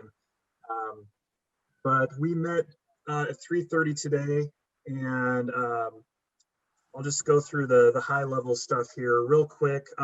Sherry gave us an update of the projects at North and South Middle Schools. Sounds like the classrooms at North, the expansion of the new 4 new classrooms is probably going to be done here. I believe she said at the end of January. So that's going to get wrapped up really quick. We already got, well, it's the same thing at South. I mean, it's coming along, and it's going to be done in short order. But we also talked about, she gave us a kind of a pre-update about the LED and HVAC projects. So we did talk about that, but that's already been covered in this meeting. So I won't go into that again. And then the bulk of our discussion was mostly about long-range facility planning for the district. We discussed the long-range plan that we have now, and we discussed, obviously, paths forward for our middle school predicament. We discussed, the Redwood site. We discussed possibly looking at the Allendale site in the future for maybe a middle school, and then having that school possibly somewhere else. So we were just kind of kicking around ideas for, the shorter term implications of our long range facility plan. But I think one of the goals for the property subcommittee is just going to be to try to get a better timeline for all of our facilities and figuring out, what we want to happen, and then, what we need to happen. Those are obviously 2 different things. So, and those carry different timelines, and those timelines are not rigid. So it's kind of a moving target. So I'm glad that we have a committee that's focusing on that. We did talk about the Stringer Gap properties. We're waiting for Casey's getting some information together from the county as far as zoning and what it would take to rezone those properties to possibly make them a little bit more marketable if we were to sell them. So we're waiting to get information back from the county on how difficult that is. We talked about the priority because there's 3 separate tax lots out there. So we talked a little bit about which ones would be more marketable and earn more money, and which ones might be less so. So obviously the ones that have frontage on Stringer Gap would be more appealing for sale and for possible development. And then the third one is it's kind of landlocked between county land and BLM land and private land.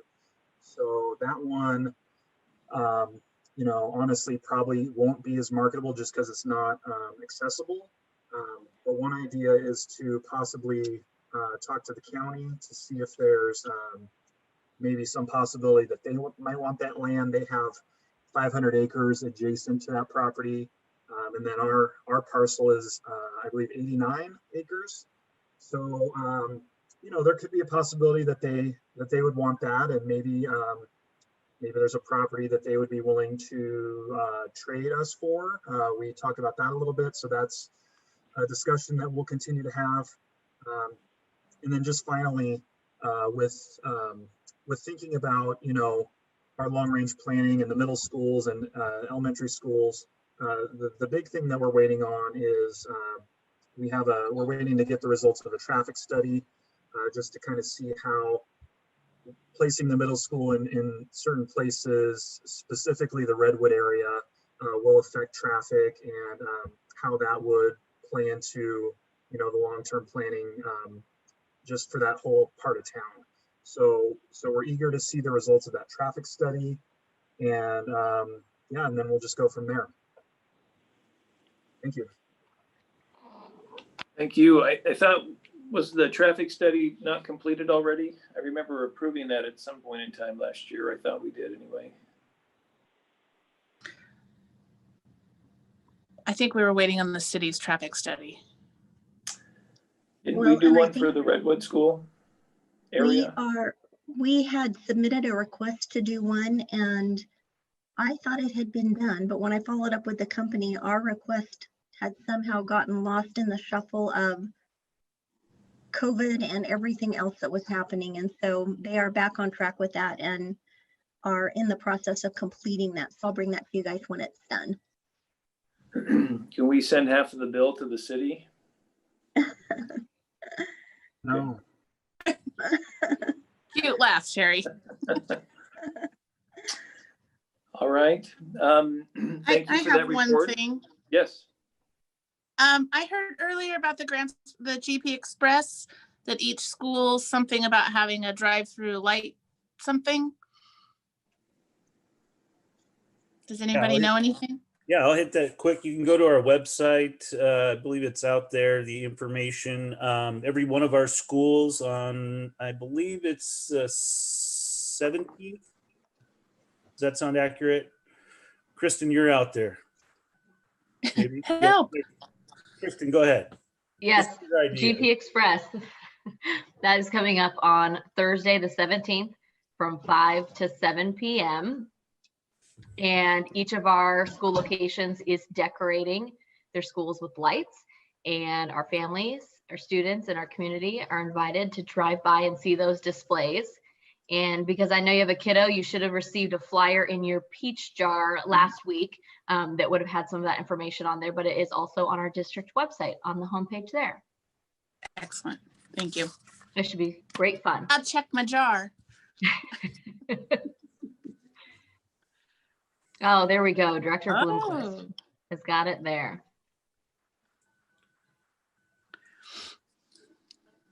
So I did have a comment back on the property committee report.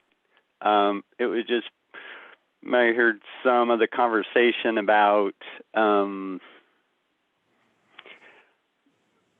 making it more marketable and some other stuff like that. And I guess I just want to express my view that we are a public agency. We are not property developers fussing with the property to make money with it isn't our mandate. So other than, is it useful to us? If it's not useful to us, we should sell it. That's really our choices. I don't think we should spend much time and effort trying to get into making things more sellable and stuff. I know a little bit of that's okay, but I just wanted to kind of caution that we don't want to go too far down that road.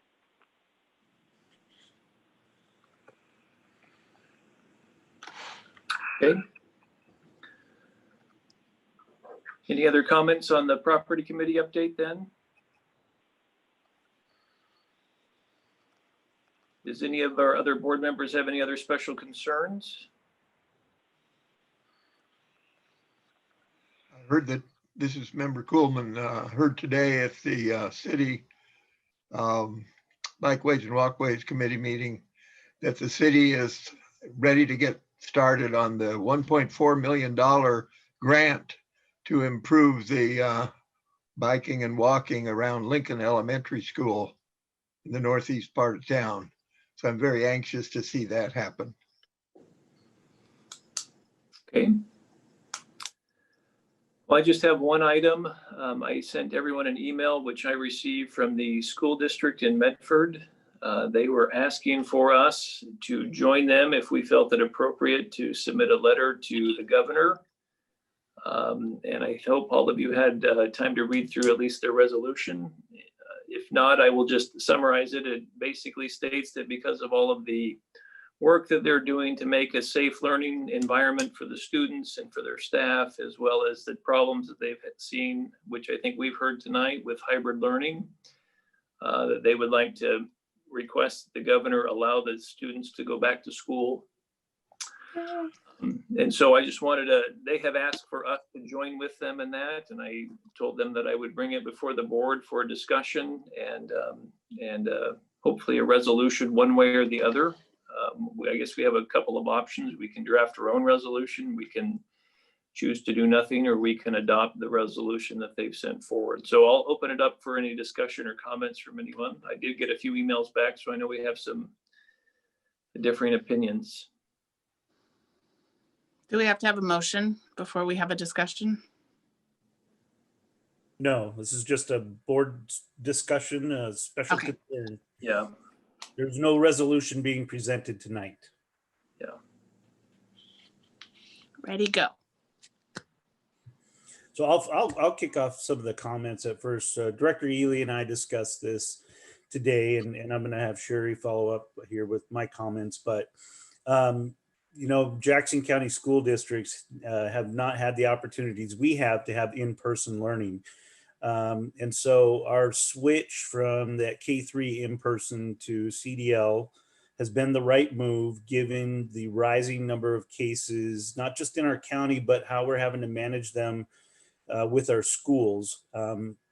Fortunately, we haven't had to cancel any classes for kids because teachers have COVID, but with the rising cases and the number of increased exposures right now, it would not be our recommendation right now to the board to adopt a similar resolution. I have not talked to Jim Green at OSBA. I can follow up with him related to the Medford resolution. And so Sherry, you had a very nice conversation. Your words were very good today. If you want to follow that. Okay, so here's my feelings about opening school and trying to kind of piggyback on the resolution. I have very mixed emotions about that because I know that more than anything, our kids need to be back in school, as you know, evidenced by the information that Trish presented tonight. Our kids are struggling, and I know the best thing for them is to be in school. My worry is this: Well, we have a lot of measures in place, and I think if you take it in isolation, school is probably one of the safest places for kids to be, because we have put so many safety measures in place with the physical distancing, the mask wearing, the hand washing, the setting up the classroom so that the kids are, you know, not in such a confined space like they were before. I think all of that is awesome, but what I worry about is we can't control the environment outside of the school district.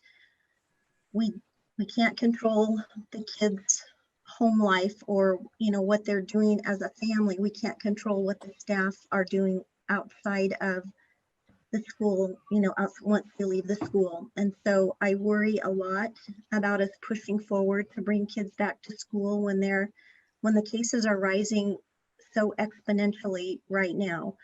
So a lot of worry on our part, and I know we have, you know, some uncontrolled liability out there too, and that kind of overlays a lot of my concerns about the whole COVID situation and how it's been approached, you know, from the state level to start with. And so some real honest concerns about trying to bring kids back into our buildings before we as a state and as personal accountability, before we have a handle on that.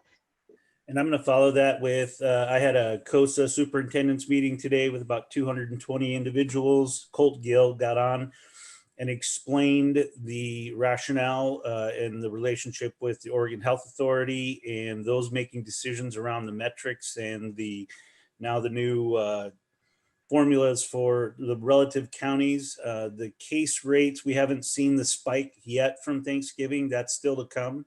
And then we're going to have Christmas, and we're going to see an even bigger spike. And it's so those are the projections that they're putting together based on science, based on trends, based on what's happened in different locations around the world. And so I believe a resolution of that type, based on the information shared today, in-depth information shared today by Colt Gill, something like this is really going to fall on deaf ears. So that's just some additional feedback that I learned today since you and I talked, Sherry. So what about the Medford resolution is objectionable?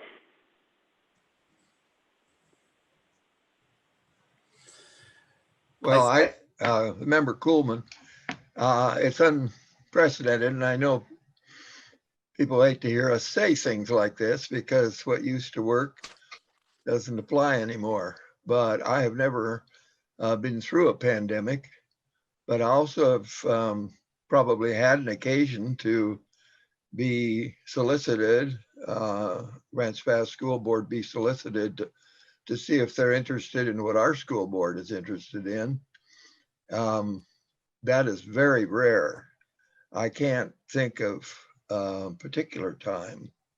So I wasn't eager to participate when it wasn't our idea. I had to think, why would I want to do this? And I've given it a lot of thought now. My wife does not agree with me. So, you know, I have strong feelings about it. I don't think that just because one school district has taken this move, that it is something that we've decided we wanted to do before we heard about what they did. And so, in all due respect to them, they're obviously 7 people like we're 7 people. There's qualified school board members as we are. But on the other hand, I think we may feel we're in a different situation here. I certainly think we're in a much less pressure situation as far as the numbers are concerned. I follow these numbers closely. And they've had a real problem over there. They're a much bigger area, seem to be out and about, and a lot of new cases every day. And I think they're very uncomfortable over there, more so than we are. So we might not be feeling this need like they are. But nonetheless, we didn't initiate this. And so I think the decision has to be ours, as to whether we want to initiate something. And at this time, I'm agreeing that there seems to be spiking during the holidays. This certainly wouldn't be the month I would talk about it.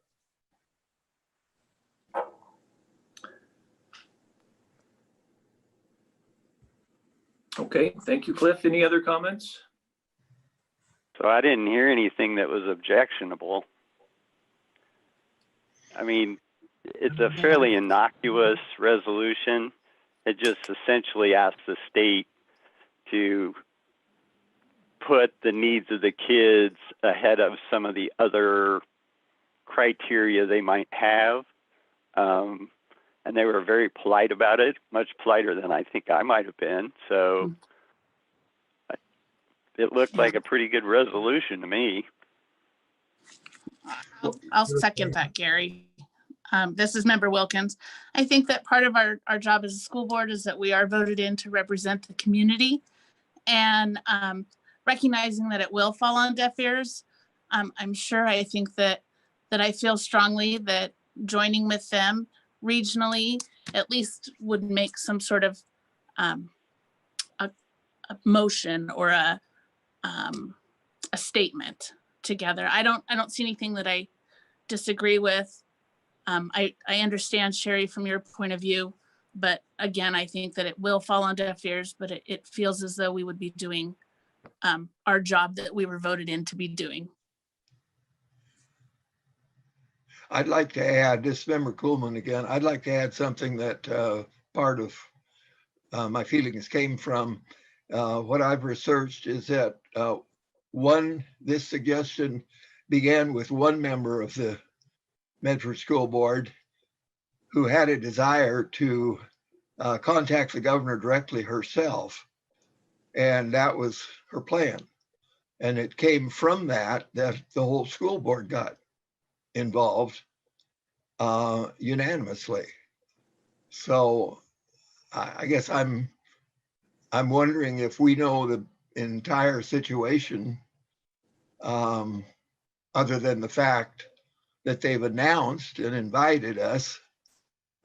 I don't think they're holding their breath probably, because we may not be the only ones that wouldn't be interested if we didn't do it. But I also feel, I tell you, this is one of the things over the years, and I know I'm an old guy, but I always go to the staff when I hear something unusual. And I go there first. I want to know what the superintendent's thinking. And of course, the business manager, those two people, very important, of the utmost importance in the way I like to approach questions, especially if they're unique. And I think that's what's happened here. And that's why I will be voting against any proposal to form a resolution.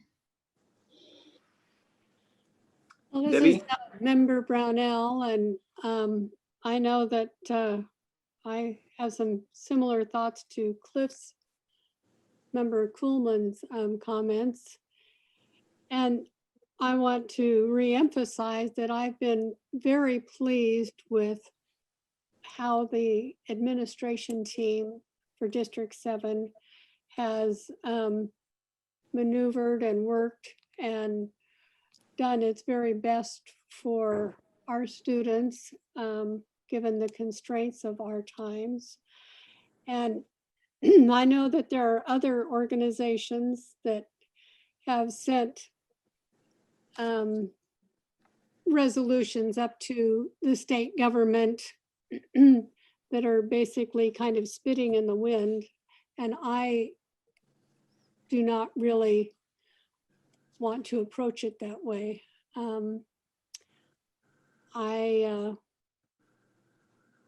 If the administration and COSA and OSBA said, hey, this is something that would be really helpful for kids, I'd be right on board.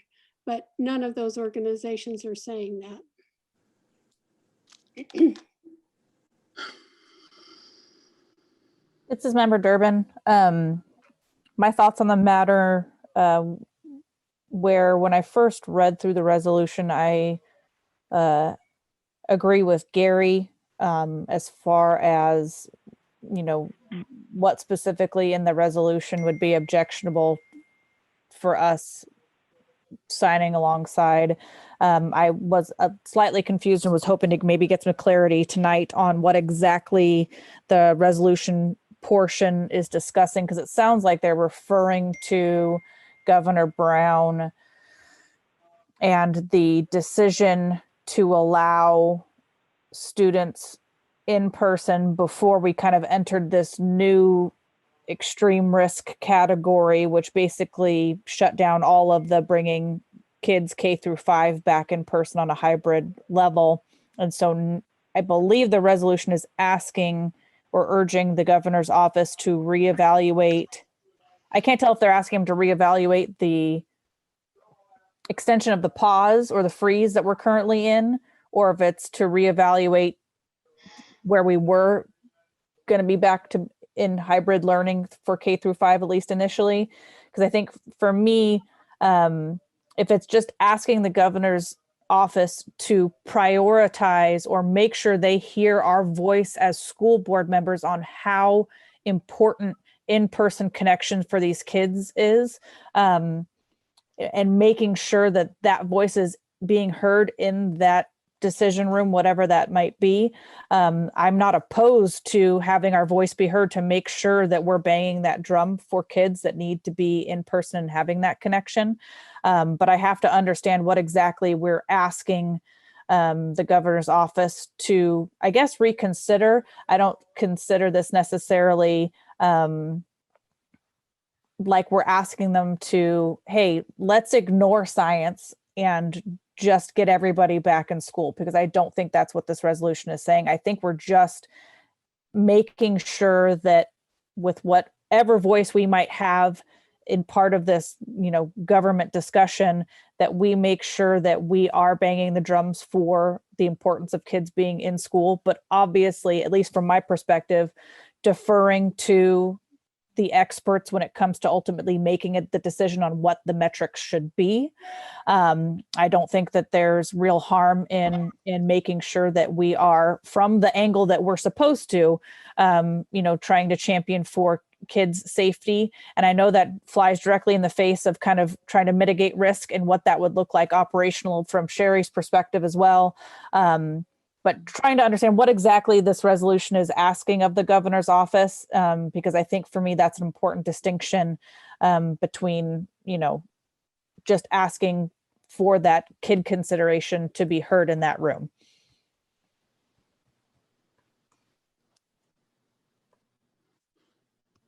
Member DeLagrange will chime in. I want my daughter to be back in school in person just as much as every other parent does. Believe me. And the language of the resolution, I don't have any particular issue with the language that's in there. I agree with Casey's point about, you know, it's somewhat vague, you know, just to put a point on it. But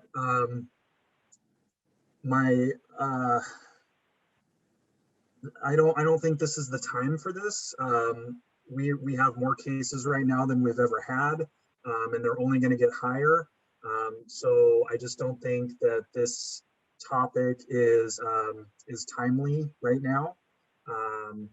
It may be at some future point, but I also want to echo Debbie's comment about, you know, us, you know, kind of spitting into the wind, because I think a lot of us are aware that the county commissioners are doing a similar kind of thing. And honestly, it seems like it's just for show. And so I don't know that I would be in favor of taking that tact.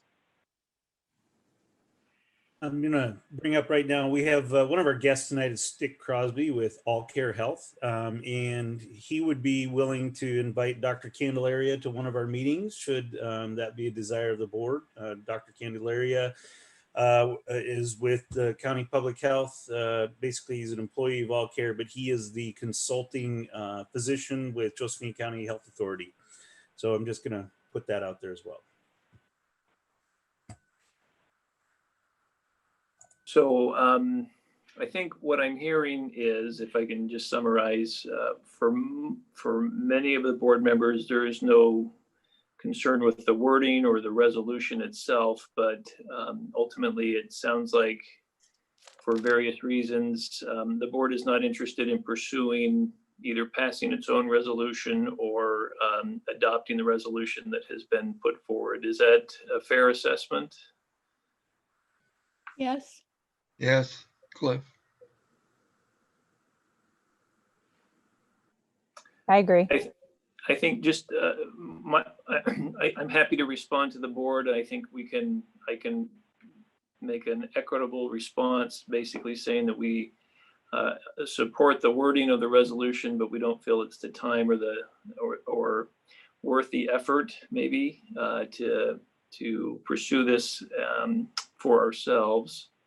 And I'm very happy to say that I don't want to waste anyone's time. If we don't really feel like this is something that's going to be that big of a concern for us in our school district, then we don't need to bring in Dr. Candelaria or anybody else to talk about it. I'm happy to just respond to them to say we've had a robust discussion with it, and we're gonna focus on other things. So I think unless there's some concern with that, I will just make a response to that effect to their board and let them know we appreciate their efforts in reaching out, and we're going to move on in a different direction. So is that okay with everyone? If anyone disagrees, I guess you can speak up. Otherwise, let's keep the meeting moving. Okay. We'll go to our action items. 5.0. So 5.1, approval of Brenda Aguilera to the Budget Committee. We will entertain a motion to approve. This is Member Durbin, so moved. Thank you. Member Do we have a Coolman, second. Thank you. Any discussion? All right, Tanya, would you give us a roll call vote, please? You're on mute too.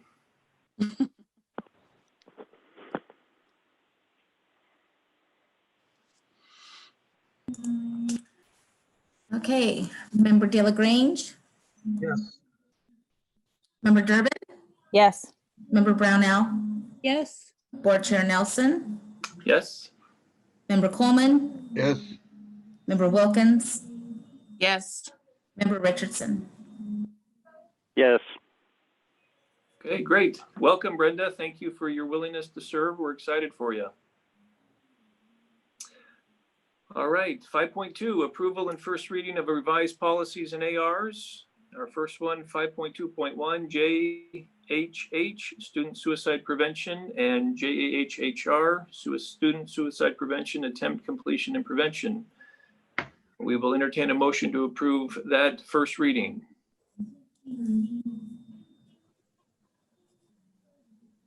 Member De La Grange moves to approve the first reading. Thank you. Do we have a second? Member Brownell, second. Thank you. Any discussion? Okay, Tanya, would you give us a roll call vote, please? Member De La Grange, Yes. Member Durbin, Yes. Member Brownell, Yes. Board Chair Nelson, Yes. Member Coleman, Aye. Member Wilkins, Yes. Member Richardson. Yes. All right, thank you. 5.3, approval and second reading of revised policies and ARs. So our first one, 5.3.1, ACB, all students belong. And Kirk, I believe we have some folks who'd like to speak to this. Is that correct?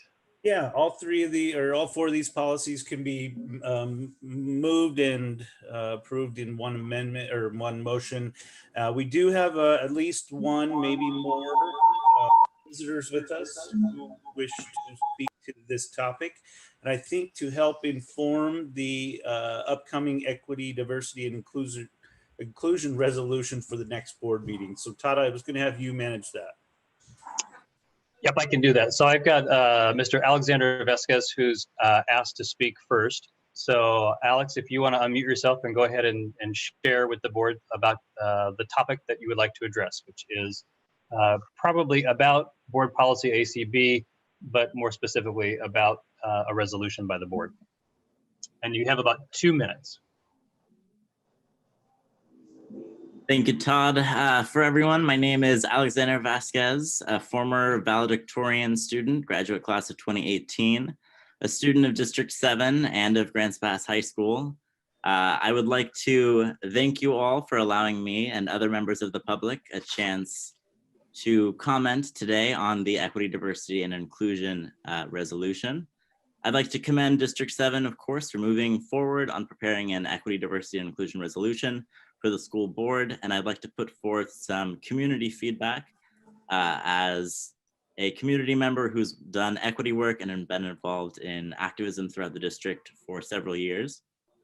So there are several themes that I believe can be included in the final District 7 Equity, Diversity, and Inclusion resolution that will be voted on, I believe, and finalized in your next meeting in January. Some of those kind of themes that I would recommend to include are around definitions and an acknowledgement of, since there's an acknowledgement of systemic racism and equity, it's important that I would recommend to have definitions of what equity looks like and what systemic racism is, followed by definitions of LGBTQ+ communities and also, students of color and families of color. So recommend the term students of color or Black, Indigenous, and other people of color as an acknowledgement that if this is a resolution around equity, diversity, and inclusion, that those communities are listed explicitly in the language.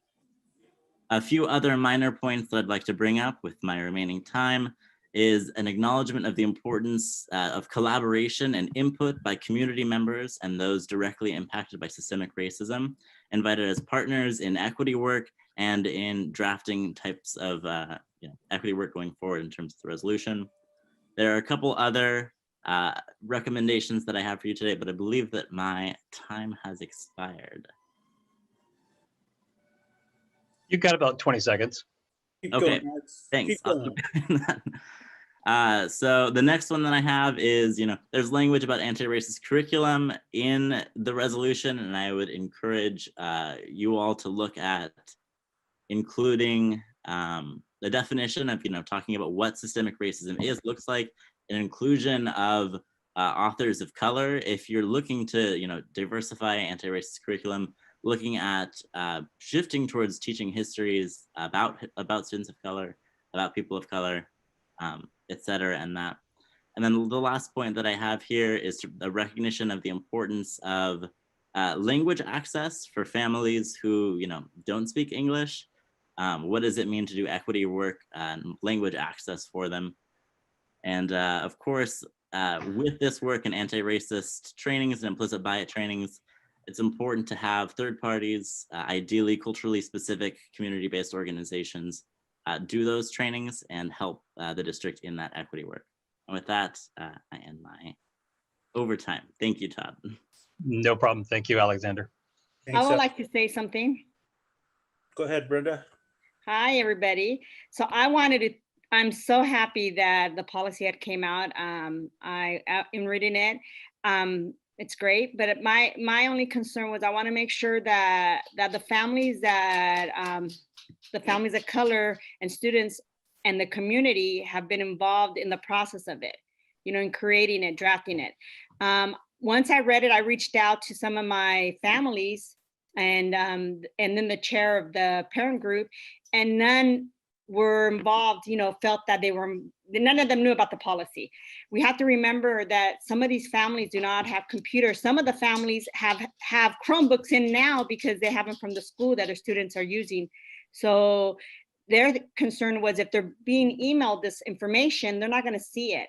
So, and to them, they were, concerned about that. If it matters to you guys, their input really matters, their input, to call them by phone. Remember that they work and, some of them don't have email. And if they work 1-2 jobs, so by the time they get home, they don't even check their emails. So I just want to make sure that their voices are heard, because if not, it just becomes another policy. So just want to make sure that they're part of that. Thank you. Thank you, Brenda.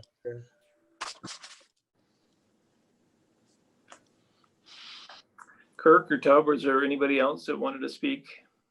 There's nothing else in the chat room. I don't know if anybody else had prepared any statements about the policy. This member Kuhlman, I want to tell you, I met Mr. Vasquez, what was it, 2 years ago, 3, I don't know, 5 years, I can't remember when. He's one of the smartest high school graduates from Grants Pass High School I've ever talked to. And I talked to him at length at lunch when we were invited to join with the honor roll students. He's the type of young man that I would go a long ways to support his beliefs and suggestions. So I just want to put in a good word for him, and I'm so impressed that he is willing to interrupt us during our boilerplate approval of policies because we don't get that very often. So Alexander, for one, I want to tell you how much I appreciate you. Thank you, Counselor. School board member Kuhlman. I do remember that lunch 2 years ago. I'm a graduate class of 2018, so just 2 years ago. Yeah, I believe that was at the National Honor Society or the Honor Roll lunch. So I do appreciate that, and I appreciate the opportunity to interrupt and to present, my perspective to the school board today. Well, Alexander, you're not interrupting. We thank you for your comments, and Brenda, you as well. We appreciate all that you do to make sure that the members of color and the minorities within our community are recognized and that they are not bypassed as we move forward with various projects. So thank you for bringing that up and for speaking up for them today. We appreciate that. Chair Nelson, we have one more comment from Mr. Crosby. Mr. Crosby, you're welcome to have 2 minutes as well.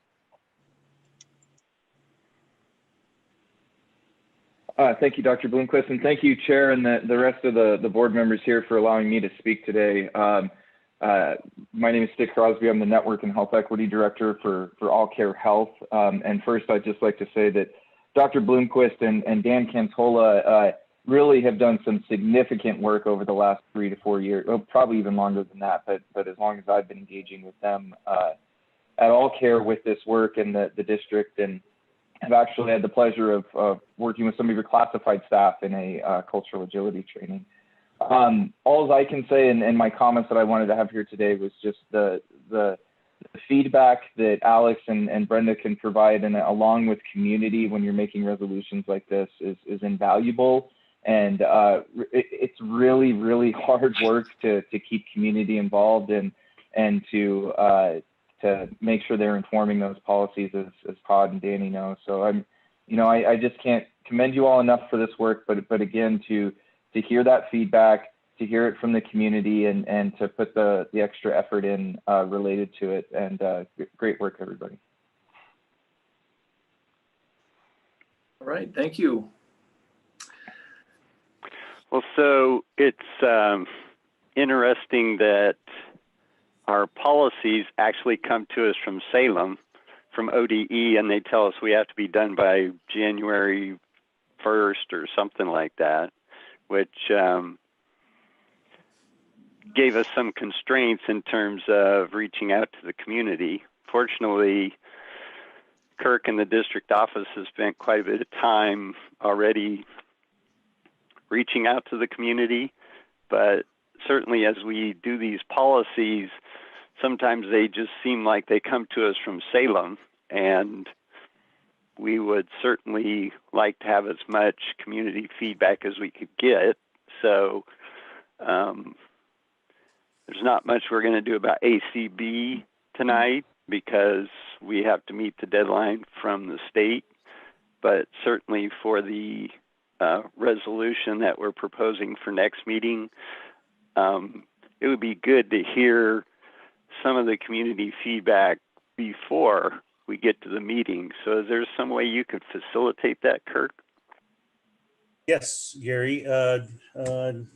Dan, Todd, and I will convene soon, determine the mechanisms. Brenda's suggestion of just reaching out and calling families and using, making sure we're making it language accessible and having Marlene Diego as our right hand in that process. I think that we can outline a number of ways to engage and how to engage, and then compile that additional feedback and share it with the board electronically. Okay, thank you. Yeah, thank you. All right, well, let's jump back into our approval then of 5.3.1 through 5.3.4, since we can take all of these in one motion. And so I will entertain a motion to approve our second reading of revised policies and ARs. This is Member Durbin, so moved. It's Member Wilkins, second. All right, it's been moved and seconded. Any further discussion? Very good. Tanya, will you give us a roll call vote, please? Member De La Grange? Yes. Member Durbin? Yes. Member Brownell? Yes. Board Chair Nelson? Yes. Member Coleman? Yes. Member Wilkins? Yes. Member Richardson? Yes. It really helps to keep you all in the same seat at the meetings because I'm literally going around the room envisioning where you all sit to make sure I get you all. All right, very good. Thank you. Number 6, future meeting dates and suggested agenda items. So our next proposed meeting would be on the 22nd of December. And we can talk a little bit about that if we would like, if we need to hold it or not. Or do we have any other items that will need to be done before the 1st of January? There's no pressing need to have another board meeting in December. So unless there's a huge outcry of dismay and despair, we will forego a meeting on the 22nd of December. Hearing none. Yeah, I really wanted another Zoom meeting. Yeah, I just, these Zoom meetings are just awesome. See, Gary's the contrary, where he likes sitting in front of one computer all day, every day, doing the same thing over and over again. So that's right. That's what we heard tonight, Gary. Yep. Board meetings are your people fix, Gary. That's what I heard. Probably. All right. So our next meeting then will be January 12th at 5 p.m. And I think based on the metrics on which we stand, if we can meet in person, we certainly will. At least I hope we will. If the metrics continue to be high, which they very likely may, then that may not be possible. But Kirk and I will continue to talk, and we'll look at the metrics on where we stand. And hopefully, if we can, we would certainly push to meet in person if possible. So, and with that, then we will adjourn our regular session. And we do have executive session right after. Is that right? So we need to log in, log out, and log back in. Okay, I'll see you on the flip side, everyone. Thank you. Bye.